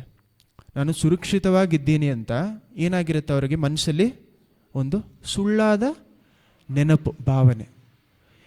ಆಚೆಗಡೆ ಇರುವಂಥ ಅವರಿಗಿಂತ ಸಭೆ ಒಳಗಡೆ ಇರುವಂಥ ಇವರನ್ನು ನೋಡಿದ್ರೇ ನನಗೆ ಜಾಸ್ತಿ ಭಯ. ಯಾಕೆ? ಅವ್ರ ಮನಸ್ಸಲ್ಲಿ ಏನಿದೆ, ನಾನು ದೇವರಾಜನ ಹೋಗಿ ಸೇರಿಬಿಡ್ತೀನಿ ಅಂತ ಅವ್ರ ಮನಸ್ಸಲ್ಲಿ ಏನು ನಂಬಿಕೆ, ಆದರೆ ಅವರ ಜೀವನ ಏನು ಮಾಡ್ತಾ ಇಲ್ಲ, ಅದನ್ನು ತೋರಿಸ್ತಾ ಇಲ್ಲ. ಹಲ್ಲೆಲೂಯಾ. ಅದಕ್ಕೇನೆ ದೇವರೇ ದೇವರೇ ಅಂತ ಹೇಳುವಂಥ ಎಲ್ಲರೂ ದೇವರಾಜನ ಹೋಗಿ ಸೇರಲ್ಲ. ಯಾರು ಹೋಗಿ ಸೇರ್ತಾರಂತೆ? ಕೊನೆಯವರೆಗೂ ತಾಳ್ಮೆಯಿಂದ ಇರುವವರು. ಕೊನೆಯವರೆಗೂ ತಾಳ್ಮೆಯಿಂದ ಇರುವುದೇ ಕಷ್ಟ. ಎಲ್ಲರೂ ಸುಲಭವಾಗಿ ಏನು ಹೇಳ್ಬಿಡ್ತೀವಿ, ಓ ದೇವ್ರು ಇದನ್ನು ಮಾಡಿದ್ರು, ಇದನ್ನು ಮಾಡಿ. ದೇವ್ರು ನಿಮ್ಮ ಜೀವನದಲ್ಲಿ ಆಶೀರ್ವಾದ ಕೊಡ್ತಾ ಇರೋದು ಇಷ್ಟೋ ಸತಿ ರಿಪೀಟ್ ಮಾಡಿದ್ದೀರಿ ನಾನು. ದೇವ್ರು ನಿಮ್ಮ ಜೀವನದಲ್ಲಿ ಆಶೀರ್ವಾದ ಕೊಡುವುದು ಒಂದು ಅವ್ರ ಹತ್ರ ನೀವು ಅವ್ರ ಜೊತೆ ಹತ್ರ ಆಗಬೇಕು ಅಂತ, ಅಥವಾ ಬೇರೆ ಯಾರಿಗೂ ಆಶೀರ್ವಾದ ಆಗಿರಬೇಕು ಅಂತ. ಹಲ್ಲೆಲೂಯಾ. ನಿಮ್ಮನ್ನು ದೇವರ ಆಶೀರ್ವಾದವಾಗಿ ಇಟ್ಟಿರೋದು ನೀವು ಬೇರೆ ಯಾರಿಗೂ ಆಶೀರ್ವಾದವಾಗಬೇಕು ಅಂತ. ಹಲ್ಲೆಲೂಯಾ. ಯಾಕಂದರೆ ದೇವರು ಅದನ್ನೇ ಹೇಳ್ತಾರೆ, ಒಬ್ಬರನ್ನೊಬ್ಬರು ಏನು ಮಾಡಿ ಪ್ರೀತಿಸಿ ಅಂದರೆ ನಾವು ತೋರಿಸುವಂಥ ದೊಡ್ಡ ಪ್ರೀತಿ ಯಾವುದು, ನಮ್ಮ ರಕ್ಷಣೆಯನ್ನು ಬೇರೆಯವ್ರ ಜೊತೆ ಹಂಚಿಕೊಳ್ಳುವುದು. ಹಲ್ಲೆಲೂಯಾ. ಕಂಟಿನ್ಯೂ ಮಾಡಿ 9, 10, 11 ಮುಗಿಸೋಣ. 9 ಯೆಶಾಯ 48, 9, 10, 11.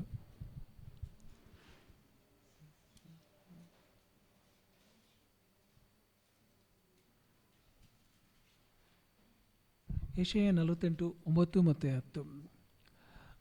ನನ್ನ ಹೆಸರು ಕೆಂಡದಂತೆ ನಿಮ್ಮ ಮೇಲಿನ ಕೋಪವನ್ನು ತಡೆದು ನನ್ನ ಕೀರ್ತಿಗೆ ಕಳಂಕ ಬಾರದಂತೆ ನಿನ್ನನ್ನು ನಿರ್ಮೂಲ ಮಾಡದೆ ತಾಳಿಕೊಳ್ಳುವೆನು. ನೋಡು, ನಿನ್ನನ್ನು ಶೋಧಿಸಿದ್ದೇನೆ, ಆದರೆ ಬೆಳ್ಳಿಯಷ್ಟು ಶೋಧಿಸಲಿಲ್ಲ.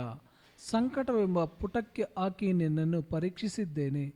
ನನಗೋಸ್ಕರವೇ ಇದನ್ನು ಮಾಡುವೆನು. ನನ್ನ ಹೆಸರು ಕೆಡಬಾರದಷ್ಟೇ, ನನ್ನ ಮಹಿಮೆಯನ್ನು ಮತ್ತೊಬ್ಬನಿಗೆ ಸಲ್ಲಗೊಡಿಸನು. ಆಮೇನ್. ನೋಡಿ, ಇವಾಗಲೂ ಸಹ ಏನು ಹೇಳ್ತಾನೆ, ನಿನ್ನ ನಾನು ಪರೀಕ್ಷೆ ಮಾಡಿದೆ, ನಿನ್ನ ಬೆಳ್ಳಿಯಷ್ಟು ಏನಾಗಿಲ್ಲ, ಶುದ್ಧವಾಗಿಲ್ಲ. ನಿನ್ನ ಬೆಳ್ಳಿಯಷ್ಟು ಏನಾಗಿಲ್ಲ, ಶುದ್ಧವಾಗಿಲ್ಲ.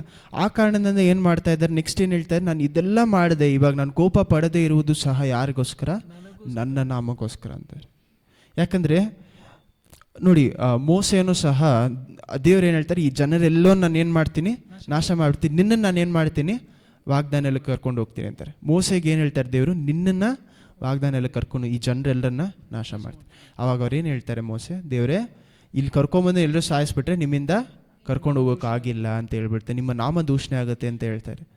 ನೋಡಿ, ದೇವರಿಗೆ ದೊಡ್ಡ ವಿಷಯ ಆದ ಅವರ ನಾಮ. ಹಲ್ಲೆಲೂಯಾ. ಅವರ ನಾಮಕ್ಕೆ ವಿರೋಧವಾಗಿ ನಾವು ನಡೀತಾ ಇರಬೇಕಾದ್ರೆ, ಅವರ ನಾಮಕ್ಕೆ ವಿರೋಧವಾಗಿ ನಡೆಯೋದಂದರೆ, ನೋಡಿ ನಾವು ಡೈರೆಕ್ಟಾಗಿ ದೇವರನ್ನು ಬೈಯೋದು ಎಷ್ಟೋ ಜನ ಇರ್ತಾರೆ.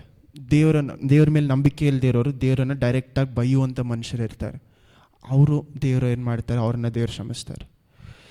ನಾವು ಇಂಡೈರೆಕ್ಟಾಗಿ ಅಂದರೆ ನಮ್ಮ ಜೀವನದಲ್ಲಿ ನಾವು ಯೇಸುವೆ ಯೇಸುವೆ ಯೇಸುವೆ ಅಂತ ಹೇಳ್ಕೊಂಡು ನಮ್ಮ ಜೀವನ ಯೇಸುವನ್ನು ರಿಫ್ಲೆಕ್ಟ್ ಮಾಡದೇ ಇರುವಾಗ ನಾವು ಆ ಜಾಗದಲ್ಲಿ ಏನು ಮಾಡ್ತಾ ಇದ್ದೀವಿ, ದೇವರ ನಾಮಕ್ಕೆ ಅಶುದ್ಧತೆಯನ್ನು ತರ್ತಾ ಇದ್ದೀವಿ. ಅವರ ನಾಮ ನಾವೇನು ಮಾಡ್ತಾ ಇದ್ದೀವಿ, ನಾವೇ ಕ್ರಿಸ್ತನು ಅಂತ ಹೇಳ್ಕೊಂಡು ಕ್ರಿಸ್ತನ ಜೀವವನ್ನು ನಾವು ಬಾಳದೇ ಇರುವಾಗ ನಾವೇನು ಮಾಡ್ತಾ ಇದ್ದೀವಿ, ಅವರ ನಾಮಕ್ಕೆ ಅಶುದ್ಧವನ್ನು ಮಾಡ್ತಾ ಇದ್ದೀವಿ, ಅವ್ರ ನಾಮವನ್ನು ಕೆಳಗಡೆ ತರ್ತಾ ಇದ್ದೀವಿ. ಹಲ್ಲೆಲೂಯಾ. ಯೋಚನೆ ಮಾಡಿ ನೋಡಿ, ನಮ್ಮ ನಡವಳಿಕೆಯನ್ನು ಜನರು ನೋಡುವಾಗ ಕ್ರಿಸ್ತನ ನಾವೇನು ಮಾಡಬೇಕು, ತೋರಿಸ್ಬೇಕು. ಆದರೆ ನಮ್ಮ ನಡವಳಿಕೆ, ಎಷ್ಟೋ ಜನರ ನಡವಳಿಕೆಯಲ್ಲಿ ಇನ್ನೂ ಏನಿಲ್ಲ, ಕ್ರಿಸ್ತನು ಆಚೆ ಬರ್ತಾ ಇಲ್ಲ. ಹಲ್ಲೆಲೂಯಾ. ನಮ್ಮನ್ನು ನೋಡಿದ್ರೆ, ನಮಗೂ ಲೋಕಕ್ಕೂ ನೋಡಿದ್ರೆ ಏನಿರಲ್ಲ, ಡಿಫ್ರೆನ್ಸೇ ಇರಲ್ಲ. ನಾನು ಮಾತ್ರ ತುಂಬ ಪರ್ಫೆಕ್ಟ್ ಅನ್ನೋಂಥ ರೀತಿಯಲ್ಲಿ ಹೇಳ್ತಾ ಇಲ್ಲ, ಎಲ್ಲರಲ್ಲೂ ಏನಿದೆ, ಕೊರತೆಗಳಿದೆ. ಆದರೆ ಅನುದಿನವೂ ನಾವು ಕ್ರಿಸ್ತನ ರೀತಿಯಲ್ಲಿ ಹೆಚ್ಚಾಗ್ತಾ ಇದ್ದೀವ. ಹಲ್ಲೆಲೂಯಾ. ಯಾಕಂದರೆ ದೇವ್ರು ಏನು ಹೇಳ್ತಾರೆ, ನನ್ನ ನಾಮದ ಮಹಿಮೆಗೋಸ್ಕರ ನಾನು ಏನು ಮಾಡ್ತೀನಿ, ಎಲ್ಲವನ್ನ ನಡೆಸ್ತೀನಿ. ನನ್ನ ನಾಮ ಕೆಟ್ಟದಾಗಬಾರ್ದು ಅನ್ನುವಂಥ ಕಾರಣದ ನಾನೇನು ಮಾಡ್ತೀನಿ, ಎಲ್ಲವನ್ನು ನಡೆಸ್ತೀನಿ ಅಂತ ಇದ್ದಾರೆ. ಎಷ್ಟು ಜನ ಅವರ ನಾಮಕ್ಕೋಸ್ಕರ ನಾವು ಮಾಡುವಂಥ ವಿಷಯದಲ್ಲಿ, ಯಾಕಂದರೆ ನಮ್ಮ ಪ್ರಾಮಿಸಸ್ಸಲ್ಲೂ ಸಹ, ನಮ್ಮ ವಾಗ್ದಾನಗಳನ್ನು ಕ್ಲೇಮ್ ಮಾಡುವಾಗಲೂ ಸಹ ನಾವೇನು ಹೇಳಲ್ಲ, ದೇವರೇ ನಿಮ್ಮ ನಾಮದ ಮಹಿಮೆಗೋಸ್ಕರ ಅದನ್ನು ಕೊಡಿ ಅಂತ ಎಷ್ಟೋ ಜನ ಹೇಳಲ್ಲ. ದೇವರೇ ನನಗೆ ಬೇಕು, ಏನು ಮಾಡಿ ಕೊಡಿ, ನನಗೆ ಬೇಕು ಅಂತ ನಮ್ಮೆಲ್ಲ ಏನಾಗಿರ್ತೀವಿ, ನಮ್ಮ ಕೊರತೆಗಳು ಮಾತ್ರ ನೋಡ್ತೀವಿ. ದೇವರೇ ಅದನ್ನು ನೆರವೇರಿಸಿದ್ರೆ ನಿಮ್ಮ ರಾಜ್ಯವನ್ನು ಕಟ್ಟೋದಕ್ಕೆ ಇದನ್ನು ಮಾಡ್ತೀನಿ. ನಮ್ಮ ಮನಸ್ಸಲ್ಲಿ ಯಾರ ಮನಸ್ಸಲ್ಲಿ ಏನು ಬರಲ್ಲ ಅಂತ ಆಸೆಗಳು ಬರಲ್ಲ. ಯಾಕಂದರೆ ಎಷ್ಟೋ ಜನರಿಗೆ ಇನ್ನೂ ಏನಾಗಿಲ್ಲ, ದೇವರ ವಾಕ್ಯ ಆಗಲಿ, ದೇವರು ಏನಕ್ಕೋಸ್ಕರ ಅವ್ರನ್ನ ಕರೆದಿದ್ದಾರೆ ಅನ್ನೋದನ್ನು ಏನು ಮಾಡ್ಕೊಂಡಿರಲ್ಲ, ತಿಳಿದುಕೊಂಡಿರಲ್ಲ. ಅಲ್ಲೆಲೂಯ. ನಮ್ಮ ದೊಡ್ಡ ತಪ್ಪೆ ನಾವೇನು ಮಾಡಬೇಕು ಅಂತ ದೇವ್ರ ಹತ್ರ ಅಂತ ತಿಳಿದುಕೊಂಡಿರಲ್ಲ. ಈ ಕಾರಣದಿಂದನೇ ನಮ್ಮ ಜೀವನ ಏನು ಮಾಡ್ಕೊಳ್ತೀವಿ, ಕಳ್ಕೊಳ್ತೀವಿ. ನಿತ್ಯ ಜೀವದಲ್ಲಿರುವಂಥ ಐಶ್ವರ್ಯವನ್ನು ನಾವೇನು ಮಾಡ್ತಾ ಇರ್ತೀವಿ, ಕಳೆದುಕೊಳ್ತೀವಿ. ಯಾಕೆ? ಏನು ಮಾಡಬೇಕು ಅಂತ ಎಷ್ಟೋ ಜನರಿಗೆ ಗೊತ್ತಿಲ್ಲ. ಅಲ್ಲೆಲೂಯ. ಇಲ್ಲದಕ್ಕೂ ಸಮಯ ಸಲ್ಲಿಸುವಂಥ ಜನರು ದೇವರ ಹತ್ರಿಂದ ಅವರ ಚಿತ್ತ ಏನು ಅಂತ ತಿಳಿದುಕೊಳ್ಳೋಕೆ ಏನು ಮಾಡಲ್ಲ, ಸಮಯವನ್ನು ಕೊಡಲ್ಲ. ಯಾಕೆ? ಅದೇನು ಮುಖ್ಯವಾದ ವಿಷಯನ. ಯಾಕಂದರೆ ದೇವರು ಹೇಳುವಂಥ ಅರ್ಧ ವಿಷಯಗಳನ್ನು ಯಾರಿಂದಾನು ಏನು ಮಾಡೋಕ್ಕಾಗಲ್ಲ, ತಾನಾಗಿ ತಾನು ಪೂರೈಸೋಕ್ಕಾಗಲ್ಲ. ನೋಡಿ, ಒಬ್ಬರಿಗೆ ದೇವರು ಕರೆದಿದ್ದಾರೆ ಅಂತ ಇಟ್ಕೊಳ್ಳಿ, ಒಂದು 100 ಜನರಿಗೆ ನಿನ್ನ ಕೆಲಸ ಕೊಡುವಂಥ ರೀತಿಯಲ್ಲಿ ಕರೆದಿರ್ತಾರೆ ಅಂತ ಇಟ್ಕೊಳ್ಳಿ ಎಕ್ಸಾಂಪಲ್ಗೆ. ತಾನಾಗಿ ತಾನ ವಿಷಯವನ್ನು ತುಂಬ ಕೆಳಗಡೆ ಇರುವಂಥ ಒಂದು ಮನುಷ್ಯರಿಂದ ತಾನಾಗಿ ತನ್ನ ಕೆಲಸವನ್ನು ಏನು ಮಾಡೋಕ್ಕಾಗಲ್ಲ, ಪೂರೈಸೋಕ್ಕಾಗಲ್ಲ. ಏನೋ ನೆಕ್ಸ್ಟ್ ಟೈಮ್ ಊಟಕ್ಕೆ ಇಲ್ಲದೆ ಇರುವಂಥ ಮನುಷ್ಯರನ್ನು ನೋಡಿ ದೇವರು ಹೇಳ್ತಾ ಇದ್ದಾರೆ, ಓ ನೀನು 100 ಜನರಿಗೆ ಕೆಲಸ ಕೊಡುವಂಥ ರೀತಿಯಲ್ಲಿ ಮಾರ್ಪಡಿಸ್ತೀನಿ ಅಂತ. ಆ ಮನುಷ್ಯ ಏನು ಮಾಡ್ತಾನೆ, ದೇವ್ರನ್ನ ನೋಡಿ ನಗ್ತಾನೆ. ಏನಂತ? ದೇವರೇ, ನನ್ನ ಕೈಯಿಂದ ನನಗೇನೆ ಊಟ ಮಾಡೋಕ್ಕಾಗ್ತಾಯಿಲ್ಲ, ನಾನೇನು ಮಾಡ್ತೀನಿ, 100 ಜನರಿಗೆ ಎಲ್ಲಿಂದ ದೇವರೇ ಕೆಲಸ ಕೊಡ್ತೀನಿ. ಆದರೆ ಆ ಜಾಗದಲ್ಲಿ ಏನು ತೋರಿಸ್ತಾ ಇದೆ ಅಂದರೆ, ದೇವರು ಅವನನ್ನು ಕರೆದಿರೋದು ಏನಕ್ಕೋಸ್ಕರ, ಆ 100 ಜನರಿಗೆ ಕೆಲಸ ಕೊಡಬೇಕು ಅಂತ. ಆದರೆ ಆ ಮನುಷ್ಯ ಏನು ಮಾಡ್ತಾನೆ ಜಾಗದಲ್ಲಿ, ದೇವರೇ ನನ್ನಿಂದ ಆಗಲ್ಲ. ನಮ್ಮ ವಾಗ್ದಾನಗಳು ಸಹ ನಾವೇನು ಮಾಡ್ತೀವಿ ಅಂದರೆ, ದೇವರೇ ನನ್ನ ಕೈಯಿಂದ ಆಗುವುದನ್ನು ನೀವು ಮಾಡಿಸಿ. ದೇವರು ಯಾವತ್ತೂ ಅವರ ಬೈಬಲಲ್ಲಿ ಹೇಳಿಲ್ಲ, ನಿನ್ನ ಕೈಯಿಂದ ಆಗುವುದನ್ನು ನಾನು ನಿನ್ನಿಂದ ಮಾಡಿಸ್ತೀನಿ ಅಂತ. ದೇವರು ನಿಮಗೆ ಹೇಳಿರೋದು ಒಂದೇ ಒಂದು ಪ್ರಾಮಿಸ್ ಏನಂದರೆ, ಒಂದು ವಾಕ್ಯ ಏನಂದರೆ, ನಿಮ್ಮನ್ನು ಮೀರಿ ಯಾವುದೇ ಒಂದು ವಿಷಯ ಏನಾಗಲ್ಲ, ನಿಮ್ಮನ್ನು ಟೆಂಪ್ಟೇಷನ್ ನಿಮಗೆ ಬರಲ್ಲ, ಶೋಧನೆ ನಿಮ್ಮಿಂದ ತಾಳುವುದಕ್ಕೆ ಮೀರಿ ದೇವರು ಏನು ಮಾಡಲ್ಲ ಅಂತೆ, ಕೊಡಲ್ಲ ಅಂತ ಕೊರಿಂಥಿಯಲ್ಲಿದೆ, 1 ಕೊರಿಂಥಿಯಲ್ಲಿ. ಅಲ್ಲೆಲೂಯ. ನಮ್ಮ ಜೀವನದಲ್ಲಿ ಶೋಧನೆ ಮಾತ್ರ ನಮ್ಮ ಬಲಕ್ಕೆ ಮೀರಿ ಬರಲ್ಲ. ಶೋಧನೆಯನ್ನು ಬಿಟ್ಟು ಬೇರೆ ಎಲ್ಲ ವಿಷಯಗಳು ದೇವರು ನಮ್ಮ ಜೀವನದಲ್ಲಿ ಏನು ಮಾಡೋಕ್ಕಾಗುತ್ತೋ ಅವರ ಬಲ ನಮ್ಮ ಜೀವನದಲ್ಲಿ ಎಷ್ಟಿದೆಯೋ ಅಷ್ಟೇ ಕೊಡ್ತಾರೆ. ಅಲ್ಲೆಲೂಯ. ನಮ್ಮ ಬಲಕ್ಕೆ ಮೀರಿನೇ ಯಾವಾಗಲೂ ದೇವರ ಅತಿಶಯಗಳು ಇರುತ್ತೆ. ಅಲ್ಲೆಲೂಯ. ನಮ್ಮಿಂದ ಮಾಡೋಕ್ಕಾದರೆ ದೇವರಿಗೆ ಏನಾಗಲ್ಲ, ಮಹಿಮೆ ಸೇರಲ್ಲ. ಇವತ್ತಿನ ಟಾಪಿಕ್ ಏನಾಗುತ್ತೆ ನೋಡಿ, ಎಲ್ಲರೂ ಎದ್ದು ನಿಂತ್ಕೊಳ್ಳೋಣ. ಐಜಯ 48 ನಾವು ಓದಬೇಕಾದ್ರೆ ದೇವರು ಏನಕ್ಕೋಸ್ಕರ ವಾಗ್ದಾನ ಕೊಡ್ತಾರೆ. ಮೊದಲು ನಾವೇನು ನೋಡ್ಕೊಂಡು, ನಮ್ಮ ಕೆಟ್ಟ ಗುಣವಾಗಿದ್ರೂ ದೇವರು ನಮ್ಮ ಕೆಟ್ಟ ಸಮಯಗಳಲ್ಲಿ ದೇವರು ಅವರ ವಾಗ್ದಾನಗಳನ್ನು ನೆರವೇರಿಸೋದಕ್ಕೆ ಕಾರಣ ಏನು, ಅವರ ನಾಮ ಮಹಿಮೆ ಹೊಂದಬೇಕು ಅಂತ. ಹಲ್ಲೆಲೂಯ. ಅವರ ನಾಮ ಮಹಿಮೆ ಹೊಂದುವುದು ಮಾತ್ರ ಅಲ್ಲ, ನಾವು ದೇವರ ಹತ್ರ, ದೇವರೇ ನಮ್ಮಲ್ಲಿ ತಾಳ್ಮೆ ಬರಬೇಕು ಅಂತ ಇದನ್ನು ಮಾಡ್ತಾರೆ ಎಷ್ಟೋ ಸತಿ. ಯಾಕಂದರೆ ನಾವು ತುಂಬ ಲೋ ಆಗಿರುವಾಗ ಅಥವಾ ನಾವು ತುಂಬ ಕೆಳಗಡೆ ಇರುವಾಗ ದೇವರ ಹತ್ರ ಇರ್ತೀವಿ, ಸಡನ್ನಾಗಿ ಏನಾಗಿರ್ತೀವಿ, ದೂರ ಆಗಿರ್ತೀವಿ. ಅಂಥ ಸಮಯಗಳಲ್ಲಿ ನಾವು ದೇವರ ಹತ್ರ ಅಂದ ವಾಗ್ದಾನಗಳನ್ನು ಪಡೆದುಕೊಳ್ಳುವಾಗ, ಎಸೆಕಿಯೇಲ್ 35:36 ನಿಮ್ಮ ಮನೇಲಿ ಹೋಗೋದು ನೋಡಿ, ಅಲ್ಲೇನು ಹೇಳ್ತಾರೆ ಅಂದರೆ, ಅವರಿಗೆ ದೇವರು ಅತಿಶಯಗಳನ್ನು ಮಾಡುವುದೇ ಅವ್ರ ಹತ್ರದಿಂದ ಮನಸ್ಸಾಂತರ ಪಡ್ಕೊಳ್ಳೋದಕ್ಕೆ. ಹಲ್ಲೆಲೂಯ. ನಮ್ಮಲ್ಲಿ ಮನಸ್ಸಾಂತರ ಬರಬೇಕು, ನಾವು ತಾಳ್ಮೆ ಹೊಂದಬೇಕು ಅಂತಾನೆ ನಿಮ್ಮ ಜೀವನದಲ್ಲಿ ದೇವರು ಎಷ್ಟೋ ಸತಿ ಏನು ಮಾಡ್ತಾರೆ, ವಾಗ್ದಾನಗಳು ನೆರವೇರಿಸ್ತಾರೆ. ಹಲ್ಲೆಲೂಯ. ನಾನು ದೇವರ ಹತ್ರ ಆಗಬೇಕು. ಯಾಕಂದರೆ ಇದಕ್ಕೆ ಸುಲಭವಾದ ಎಕ್ಸಾಂಪಲ್ ಏನಂದರೆ, ನಮಗೆ ಈ ಒಂದು ವಿಷಯ ಸಿಗತ್ತೆ ಅಂತ ಗೊತ್ತಾಗಿರುತ್ತೆ ಅಂತ ಇಟ್ಕೊಳ್ಳಿ. ನಮಗೆ ಒಂದು ವಿಷಯ ದೇವ್ರು ಕೊಡ್ತಾರೆ ಅಂತ ಗೊತ್ತಾಗಿರುತ್ತೆ. ಆದರೆ ದೇವರೇ, ಐ ಡೋಂಟ್ ಡಿಸರ್ವ್ ಇಟ್ ಅಂದರೆ, ದೇವರೇ ನಾನು ಅದಕ್ಕೆ ತಗದಿಯಾದ, ಅದನ್ನು ಪಡೆದುಕೊಳ್ಳುವಂಥ ಮನುಷ್ಯನೇ ಅಲ್ಲ, ಯೋಗ್ಯತೆ ಇರುವಂಥ ಮನುಷ್ಯನೇ ಇಲ್ಲ ಅಂತ ಹೇಳುವಾಗಲೇ ದೇವ್ರ ಮೇಲೆ ಇರುವಂಥ ಪ್ರೀತಿ ಹೆಚ್ಚಾಗುತ್ತೆ. ಹಲ್ಲೆಲೂಯ. ನೋಡಿ, ನನಗೆ ಅಥವಾ ನಿಮಗೆ ಎಷ್ಟೋ ವಿಷಯಗಳಿರುತ್ತೆ ಜೀವನದಲ್ಲಿ, ನಾವು ದೇವ್ರ ಹತ್ರದಿಂದ ಪಡೆದುಕೊಳ್ಳೋದಕ್ಕೆ ಯೋಗ್ಯತೆಯೇ ಇರಲ್ಲ. ಯಾಕೆಂದರೆ ನಮ್ಮ ಜೀವನ ನಾವೇ ಯೋಚನೆ ಮಾಡಿ ನೋಡಬೇಕಾದ್ರೆ ನಮಗೇನು ಅರ್ಥ ಆಗುತ್ತೆ, ಎಷ್ಟು ಕೆಟ್ಟದಾದ ಮನುಷ್ಯರು ನಾವು, ನಮ್ಗೆ ಅರ್ಥ ಆಗುತ್ತೆ. ಹಲ್ಲೆಲೂಯ. ನಮಗೆ ಯೋಗ್ಯತೆಯೇ ಇಲ್ಲದೇ ಇರುವಾಗ ಎಷ್ಟೋ ಸತಿ ದೇವರು ಏನು ಮಾಡಿರ್ತಾರೆ, ಅವರ ಕ್ರಿಯೆಯನ್ನು ನಮ್ಮ ಜೀವನದಲ್ಲಿ ಮಾಡಿರ್ತಾರೆ. ಹಲ್ಲೆಲೂಯ. ಆ ಯೋಗ್ಯತೆ ಇಲ್ಲದೇ ಇರುವಾಗ ನಮ್ಮ ಮನಸ್ಸಿಂದ ಸ್ತೋತ್ರ ಬರುತ್ತಲ್ಲ. ಯಾಕಂದರೆ ಎಲ್ಲರಿಂದನೂ ಎಲ್ಲರೂ ಸುಲಭವಾಗಿ ಆಡ್ಬೋದು, ಏನಂತ, ದೇವರೇ ಏನದು ಒಡೆದೋಗಿರೋಂಥ ಪಾತ್ರೆ ನನ್ನನ್ನು ಉಪಯೋಗಿಸಿ, ಅಥವಾ ನಮ್ಮ ಎಷ್ಟೋ ಪ್ರೇಯರ್ಸ್ ಇದೆ, ಏನಂತ, ದೇವರೇ ಇದಕ್ಕೆ ನಾನು ತಗದಿ ಇಲ್ಲದೇ ಇರುವಂಥ ಮನುಷ್ಯ, ಬ್ಲಾ ಎಲ್ಲ ಇರುತ್ತೆ. ಆದರೆ ನಮ್ಮ ಜೀವನದಲ್ಲಿ ನಾವು ಆ ಒಂದು ಏನು ಹೇಳ್ತೀರಾ, ತಗದಿಗೆ ಏನು ಹೇಳ್ತಾರೆ, ಯೋಗ್ಯತೆ ಇಲ್ಲದೇ ಇರುವಾಗ ದೇವರ ವಿಷಯಗಳನ್ನು ಮಾಡುವಾಗಲೇ ದೇವರ ಮೇಲಿರುವಂಥ ಪ್ರೀತಿ ನಿಜವಾಗ್ಲೂ ಹೆಚ್ಚಾಗುತ್ತೆ. ಹಲ್ಲೆಲೂಯ. ದೇವರು ಅವರ ಅತಿಶಯಗಳನ್ನು ಮಾಡೋದಕ್ಕೆ ಅಥವಾ ವಾಗ್ದಾನಗಳು ಕೊಟ್ಟು ನೆರವೇರಿಸಕ್ಕೆ ಇನ್ನೊಂದು ಕಾರಣ, ಮೊದಲು ಅವರ ನಾಮ ಎರಡು, ನಮ್ಮ ತಾಳ್ಮೆ ಅವ್ರಿಗೆ ಬೇಕು. ಮೂರು, ಅವ್ರ ಜೊತೆ ಇರುವಂಥ ಸಂಬಂಧ ಏನಾಗಬೇಕು? ಹೆಚ್ಚಾಗಬೇಕು. ಅಲ್ಲೆಲೂಯ. ಆಬ್ರಹಾಮನಿಗೆ ಈಸಾಕನು ಹುಟ್ಟುವುದಕ್ಕೆ ಮೊದಲು ಇದ್ದಿದ್ದಕ್ಕಿಂತ ಈಸಾಕನು ಹುಟ್ಟಿದ ಮೇಲೆ ದೇವರ ಮೇಲೆ ವಿಶ್ವಾಸ ಏನಾಯಿತು? ಹೆಚ್ಚಾಯಿತು. ಅದಕ್ಕೇನೆ ಅವನು ದೇವರು ಅವನು ಸ್ಯಾಕ್ರಿಫೈಸ್ ಮಾಡು ಅಂದ್ರೂ ಸಹ ಇದೇ ನೋಡಿ, ಇದಕ್ಕೆ ಮುಂಚೆನೇ ಕೊಟ್ಟಿದ್ರೆ ಅವನು ಮಾಡಿರಲಿಲ್ಲ. ಯಾಕಂದರೆ ಇಷ್ಟು ವರ್ಷಗಳು ಆದಮೇಲೆ ಅವನಲ್ಲಿ ಏನು ಬಂತು? ತಾಳ್ಮೆ ಬಂತು. ಅಲ್ಲೆಲೂಯ. ಇಲ್ಲದೇ ಇದ್ದಂಥ ತಾಳ್ಮೆ, ಯಾಕಂದರೆ ಇಲ್ಲದೇ ಇರುವಾಗಲೇ ಇಷ್ಮೇಲ್ ಅನ್ನುವಂಥ ಒಂದು ಮಗ ಹುಡ್ತಾ ಇದ್ದಾನೆ. ಯಾಕೆ? ಆಬ್ರಾಹ್ಮನಿಗೆ ತಾಳ್ಮೆ ಇಲ್ಲದೆ ಇರುವಾಗ ಹುಟ್ಟಿದ್ದು ಯಾರು? ಇಷ್ಮೇಲ್. ಆಬ್ರಾಹ್ಮನಿಗೆ ತಾಳ್ಮೆ ಇರುವಾಗ ಹುಟ್ಟಿದ್ದು ಯಾರು? ಈಸಾಕನು. ಈಸಾಕನ ವಂಶದಲ್ಲೇ ಯಾರು ಹುಡ್ತಾ ಇದ್ದಾರೆ? ಯೇಸು ಕ್ರಿಸ್ತು. ಹಲ್ಲೆಲೂಯ. ಈಸಾಕನ ವಂಶದಲ್ಲಿ ಬರೋರು ಯಾರು? ಯೇಸು ಕ್ರಿಸ್ತು. ನಮಗೆ ಯೇಸು ಕ್ರಿಸ್ತು ಅನ್ನೋಂಥ ವಾಗ್ದಾನದ ಒಂದು ಮಗು ಹುಟ್ಟಬೇಕಾಗಿದ್ರೆ ಯಾರು ಕರೆಕ್ಟಾಗಿರಬೇಕಾಗಿತ್ತು? ಆಬ್ರಾಹ್ಮನಲ್ಲಿ ತಾಳ್ಮೆ ಬರಬೇಕಾಗಿತ್ತು. ಹಲ್ಲೆಲೂಯ. ನಮಗೆ ಅರ್ಥ ಆಗಲ್ಲ ನಮ್ಮ ತಾಳ್ಮೆ ಯಾರಿಗೂ ಉಪಯೋಗ ಆಗುತ್ತೆ ಅಂತ. ಆದರೆ ನಮ್ಮ ತಾಳ್ಮೆ ಯಾರಿಗೋ ಏನಾಗತ್ತೆ? ಎಲ್ಲೋ ಒಂದು ಕಡೆ ಯಾರಿಗೋ ಒಂದು ವಾಗ್ದಾನ ಹೋಗಿ ನೆರವೇರಿಸುತ್ತೆ. ಹಲ್ಲೆಲೂಯ. ಹಾಂ, ಅದಕ್ಕೇ ನಾವು ತ್ಯಾಗ, ತಾಳ್ಮೆ ಏನು ಅಷ್ಟು ಮುಖ್ಯ ದೇವರಿಗೆ. ನೆಕ್ಸ್ಟ್ ಏನು ನೋಡ್ಕೊಂಡಿದ್ದಾದಮೇಲೆ ದೇವರು ಕೊಡುವಂಥ ವಾಗ್ದಾನಗಳಿಗೆ ನಾವೇನಾಗಿರ್ತೀವಿ? ಎಷ್ಟೋ ಸತಿ ಕಿವಿಡಾಗಿರ್ತೀವಿ. ಯಾಕೆ ಕಿವಿಡಾಗಿರ್ತೀವಿ? ಅವರ ವಾಗ್ದಾನ ನಮಗೇನು ವ್ಯಾಲ್ಯೂನೇ ಇಲ್ಲ. ನಮಗೆ ಯಾವಾಗ ವಾಗ್ದಾನಗಳಿಗೆ ವ್ಯಾಲ್ಯೂ ಕೊಡೋಕ್ಕೆ ಪ್ರಾರಂಭಿಸ್ತೀವೋ ಆವಾಗ ಅವರ ನಾಮದ ಮಹಿಮೆಗೋಸ್ಕರ ದೇವರು ಏನು ಮಾಡ್ತಾರೆ? ಆ ವಿಷಯಗಳನ್ನು ನೆರವೇರಿಸ್ತಾರೆ. ಹಲ್ಲೆಲೂಯ. ಪ್ರಾರ್ಥಿಸೋಣ. ಯೇಸುವೇ, ನಿಮಗೆ ಸ್ತೋತ್ರ ಸ್ತೋತ್ರ ಸ್ತೋತ್ರ. ನೀವು ಒಳ್ಳೆ ನಮಗೆ ಕೃಪಿಸಿದ ಕಾಲವಿದೆ.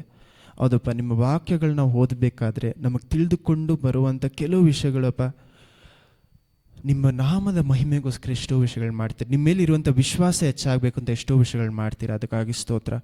ನಮಗೆ ಯಾರಿಗೂ ಯೋಗ್ಯತೆ ಇಲ್ಲಪ್ಪ ನಿಮ್ಮ ಹತ್ರಿಂದ ಒಂದು ವಿಷಯವನ್ನು ಪಡೆದುಕೊಳ್ಳೋದಕ್ಕೆ. ಆದರೆ ನೀವು ಎಲ್ಲ ವಿಷಯಗಳಲ್ಲಿಯೂ ನಿಮ್ಮ ನಾಮನ್ನು ಮಹಿಮೆ ಪಡಿಸುವಂಥ ರೀತಿಯಲ್ಲಿ ನಡೆಸ್ಕೊಡ್ತಿರೋ. ಅದಕ್ಕಾಗಿ ಸ್ತೋತ್ರ. ನೀವು ಎಲ್ಲಿ ಇರುವಂತ ಏರಿದ್ರೋ ಆ ಜಾಗದಲ್ಲಿ ಇರುವುದಕ್ಕೆ ಬಲವನ್ನು ಕೊಡಿಯಪ್ಪ. ಹೌದಪ್ಪ, ನಮಗೆ ಎಷ್ಟೇ ಕಷ್ಟವಾದರೂ ಆ ಜಾಗವನ್ನು ನಾವು ಬಿಟ್ಟು ಓಡಿ ಬರದೆ ದೇವರೇ, ನೀವು ಕೊಟ್ಟಿರುವಂಥ ಜಾಗ, ಯಾಕಂದರೆ ಅದನ್ನು ಪಡೆದುಕೊಳ್ಳೋದಕ್ಕೆ ನಾವು ಎಷ್ಟು ಕಷ್ಟಪಟ್ಟಿವಿ ಅಂತ ನಿಮಗೆ ಗೊತ್ತಿದೆ ದೇವರೇ. ಅಂಥ ಜಾಗಗಳಲ್ಲಿ ಅಪ್ಪ, ನೀವು ಕೊಟ್ಟಿರೋಂಥ ವಾಗ್ದಾನಗಳು ಎಷ್ಟೇ ನಮ್ಗೆ ಅನ್ಕಂಫರ್ಟಬಲ್ ಆದರೂ ನೀವು ಹೇಳುವ ತನಕ ಆ ಜಾಗದಲ್ಲಿ ನಾವು ನಿಂತ್ಕೊಳ್ಳೋದಕ್ಕೆ ನಮಗೆ ಧೈರ್ಯವೂ ಬಲವು ನೀವು ಕೊಟ್ಟಿದ್ದಕ್ಕಾಗಿ ಸ್ತೋತ್ರ. ನಿಮ್ಮ ವಾಗ್ದಾನಗಳು ಹತ್ತಿರ ಬರುತ್ತಾ ಬರುತ್ತಾ ಬರುತ್ತಾ ನಾವು ನೀವು ಕೊಟ್ಟಿರುವಂಥ ವಿಷಯಗಳನ್ನು ಕಳೆದುಕೊಳ್ಳದೆ ಹೋಗೋದಕ್ಕೆ ಸಹಾಯ ಮಾಡಿ. ಹೌದಪ್ಪ, ಆಬ್ರಾಮನು ಸಾರಾಳನ್ನ ಕಳೆದುಕೊಂಡಿದ್ರೆ ಈಸಾಕನು ಹುಟ್ಟೋದಕ್ಕೆ ಸಾಧ್ಯನೇ ಇರಲಿಲ್ಲ. ಹೌದಪ್ಪ, ನಾವು ನಮಗೆ ಕೊಟ್ಟಿರುವಂಥ ವಿಷಯಗಳನ್ನು ನೀವು ನಮಗೆ ನೆಕ್ಸ್ಟ್ ವಿಷಯ ಮಾಡೋದಕ್ಕೆ ಕೊಟ್ಟಿರುವಂಥ ಇವಾಗಿರುವಂಥ ವಿಷಯಗಳನ್ನು ಕಾಪಾಡಿ ಎತ್ಕೊಳ್ಳೋಕೆ ಸಹಾಯ ಮಾಡಿ. ಹೌದಪ್ಪ, ಇಸ್ರೇಲ್ ಜನರು ಈಜಿಪ್ಟಲ್ಲಿ ಇಲ್ಲದೆ ಹೋದರೆ ನೀವು ಯಾರನ್ನು ಬಿಡಿಸ್ತಾ ಇದ್ರಿ? ಸೊ ಎಲ್ಲವನ್ನು ಸಹ ಸರಿಯಾದ ರೀತಿಯಲ್ಲಿ ನಾವು ನಡೆಯೋದಕ್ಕೆ ಸಹಾಯ ಮಾಡಿ. ನೀವು ಕೊಟ್ಟಿರುವಂಥ ಸ್ಥಳದಲ್ಲಿ ನಾವು ನಿಂತುಕೊಂಡು ನೀವೇ ದೇವರಂತ ತಿಳಿದುಕೊಳ್ಳೋಕೆ ಸಹಾಯ ಮಾಡಿ ಅಪ್ಪ. ಹೌದಪ್ಪ, ಕೊನೆಯವರೆಗೂ ನಾವು ತಾಳ್ಮೆಯಿಂದ ಇದ್ದು ತಾಳಿರೋನೇ ದೇವರ ರಾಜ್ಯವನ್ನು ನೋಡ್ತೀರಿ ಅಂತ ನಿಮ್ಮ ವಾಗ್ದಾನದ ಇದೆಯಲ್ಲ, ವಾಕ್ಯದಲ್ಲಿದೆ, ಅಲ್ಲಿ ನೀವು ನೆರವೇರಿಸಿದ್ದಕ್ಕಾಗಿ ನಿಮಗೆ ಸ್ತೋತ್ರ ಸ್ತೋತ್ರ ಸ್ತೋತ್ರ. ನಿಮ್ಮ ವಾಕ್ಯನ ಇಷ್ಟೊತ್ತು ಓದಿರ್ತೀವಪ್ಪ, ಈ ವಾಕ್ಯ ವ್ಯರ್ಥವಾಗಿ ಹೋಗೋದಂತೆ ಮನೇಲಿ ಹೋಗಿದ್ದಂತೆ ಧ್ಯಾನ ಮಾಡುವಾಗ ಅವ್ರ ಮನಸ್ಸಲ್ಲಿ ನೀವು ಮಾತನಾಡಿ. ಹೌದಪ್ಪ, ಇನ್ನೊಂದು ಮಾತಾಡಿದ್ರು ಆಶ್ರಯಿಸಿ ಯೇಸುವಿನ ನಾಮದಲ್ಲಿ ತಂದೆ, ಆಮೇನ್. ಹೌದಪ್ಪ, ಇನ್ನೊಂದು ದೇವರೇ ಸ್ತೋತ್ರಪ್ಪ, ಈ ಬರುವಂಥ ವಾರದಲ್ಲಿ ಪ್ರತಿಯೊಬ್ಬರ ಮನಸ್ಸಿನಲ್ಲಿರುವಂಥ ಆಸೆಗಳು ಎಲ್ಲ ನೀವು ಕೊಟ್ಟಿರುವಂಥ ವಾಗ್ದಾನಗಳು ನಿಮಗೆ ಜ್ಞಾಪಕ ಇರತ್ತಪ್ಪ. ನಾವು ಮರ್ತೋಗಿರ್ಬೋದು, ಆದರೆ ನಿಮ್ಮ ನಾಮದ ಮಹಿಮೆಗೋಸ್ಕರ ಹೌದಪ್ಪ, ನಿಮ್ಮ ನಾಮ ನೀವು ನೆರವೇರಿಸ್ತೀರ ಅನ್ನೋದಕ್ಕೋಸ್ಕರ ಇದೆಲ್ಲವನ್ನೂ ನೀವು ಮಾಡಿ ಪೂರೈಸ್ತೀರ ಅಂತ ನಂಬ್ತೇವಪ್ಪ. ಹೌದಪ್ಪ, ನಮ್ಮ ಜೀವನದಲ್ಲಿ ಪ್ರತಿಯೊಬ್ಬರ ಜೀವನದಲ್ಲೂ ಸಾಕ್ಷಿಗಳನ್ನು ನೀವು ಹೆಚ್ಚು ಮಾಡಿದ್ದಕ್ಕಾಗಿ ಸ್ತೋತ್ರಪ್ಪ. ಹೌದಪ್ಪ, ಅತಿಶಯಗಳು ಅರ್ಪುತಗಳಿಲ್ಲದೆ ಅಪ್ಪ ಸ್ತೋತ್ರ. ನೀವು ಮಾಡುವಂಥ ದೇವರು, ನೀವು ಕಲ್ಲೋ ಮಣ್ಣು ಅಲ್ಲ, ಎಲ್ಲ ಅತಿಶಯಗಳು ನಿಮ್ಮಿಂದ ಮಾಡೋದಕ್ಕೆ ಸಾಧ್ಯ. ಅದಕ್ಕಾಗಿ ಸ್ತೋತ್ರ. ಸರಿಯಾದ ಸಮಯದಲ್ಲಿ ನಾವು ತಾಳ್ಮೆಯಿಂದ ಕಾದಿರುವಾಗ ಎಲ್ಲವನ್ನು ಮಾಡಿ ಪೂರೈಸುವಂಥ ದೇವರು. ಅದಕ್ಕಾಗಿ ನಿಮಗೆ ಸ್ತೋತ್ರ ಸ್ತೋತ್ರ ಸ್ತೋತ್ರಪ್ಪ. ನೀವು ಕೊಟ್ಟಿರುವಂಥ ಮಾತನ್ನು ಸರಿಯಾದ ಸಮಯದಲ್ಲಿ ನೆರವೇರಿಸ್ತೀರಂತ ನಾವು ನಂಬ್ತೀವಿ. ಅದಕ್ಕಾಗಿ ನಿಮಗೆ ಸ್ತೋತ್ರ ಸ್ತೋತ್ರ ಸ್ತೋತ್ರಪ್ಪ. ಪ್ರತಿಯೊಬ್ಬರ ಜೊತೆನೂ ನೀವಿದ್ದು ನಡೆಸ್ಕೊಡಿ. ಹೌದಪ್ಪ, ನಾವು ಸರಿಯಾದ ದಾರಿಯಲ್ಲಿ ಹೋಗ್ತಾ ಇದ್ದರೆ ನಮ್ಮನ್ನು ಸರಿಯಾದ ದಾರಿಯಲ್ಲಿ ನಡೆಸಿ. ನಿಮ್ಮ ವಾಕ್ಯದಲ್ಲಿ ಇದೆಯಲ್ಲ, ತಂದೆಯಾದ ದೇವರ ಪ್ರೀತಿಯು, ಯೇಸು ಕ್ರಿಸ್ತುವಿನ ಕೃಪೆ, ಆ ಬಲ ನಮ್ಮ ಜೊತೆ ಇದ್ದು, ಹೌದಪ್ಪ, ಪವಿತ್ರಾತ್ಮರ ಜೊತೆ ಅನ್ಯೋನ್ಯತೆ ಆಗ್ತಾ ನಿಮ್ಮ ಜೊತೆ ಆ ಫ್ರೆಂಡ್ಶಿಪ್ ಇಟ್ಟು ಎಲ್ಲವನ್ನೂ ಯೇಸು ಕ್ರಿಸ್ತ ನಾಮದಲ್ಲಿ ನಾವು ಬೇಡಿ ಹೊಂದ್ಕೊಳ್ತಾ ಇದ್ದೀವಿ ದೇವರೇ. ಆಮೇನ್.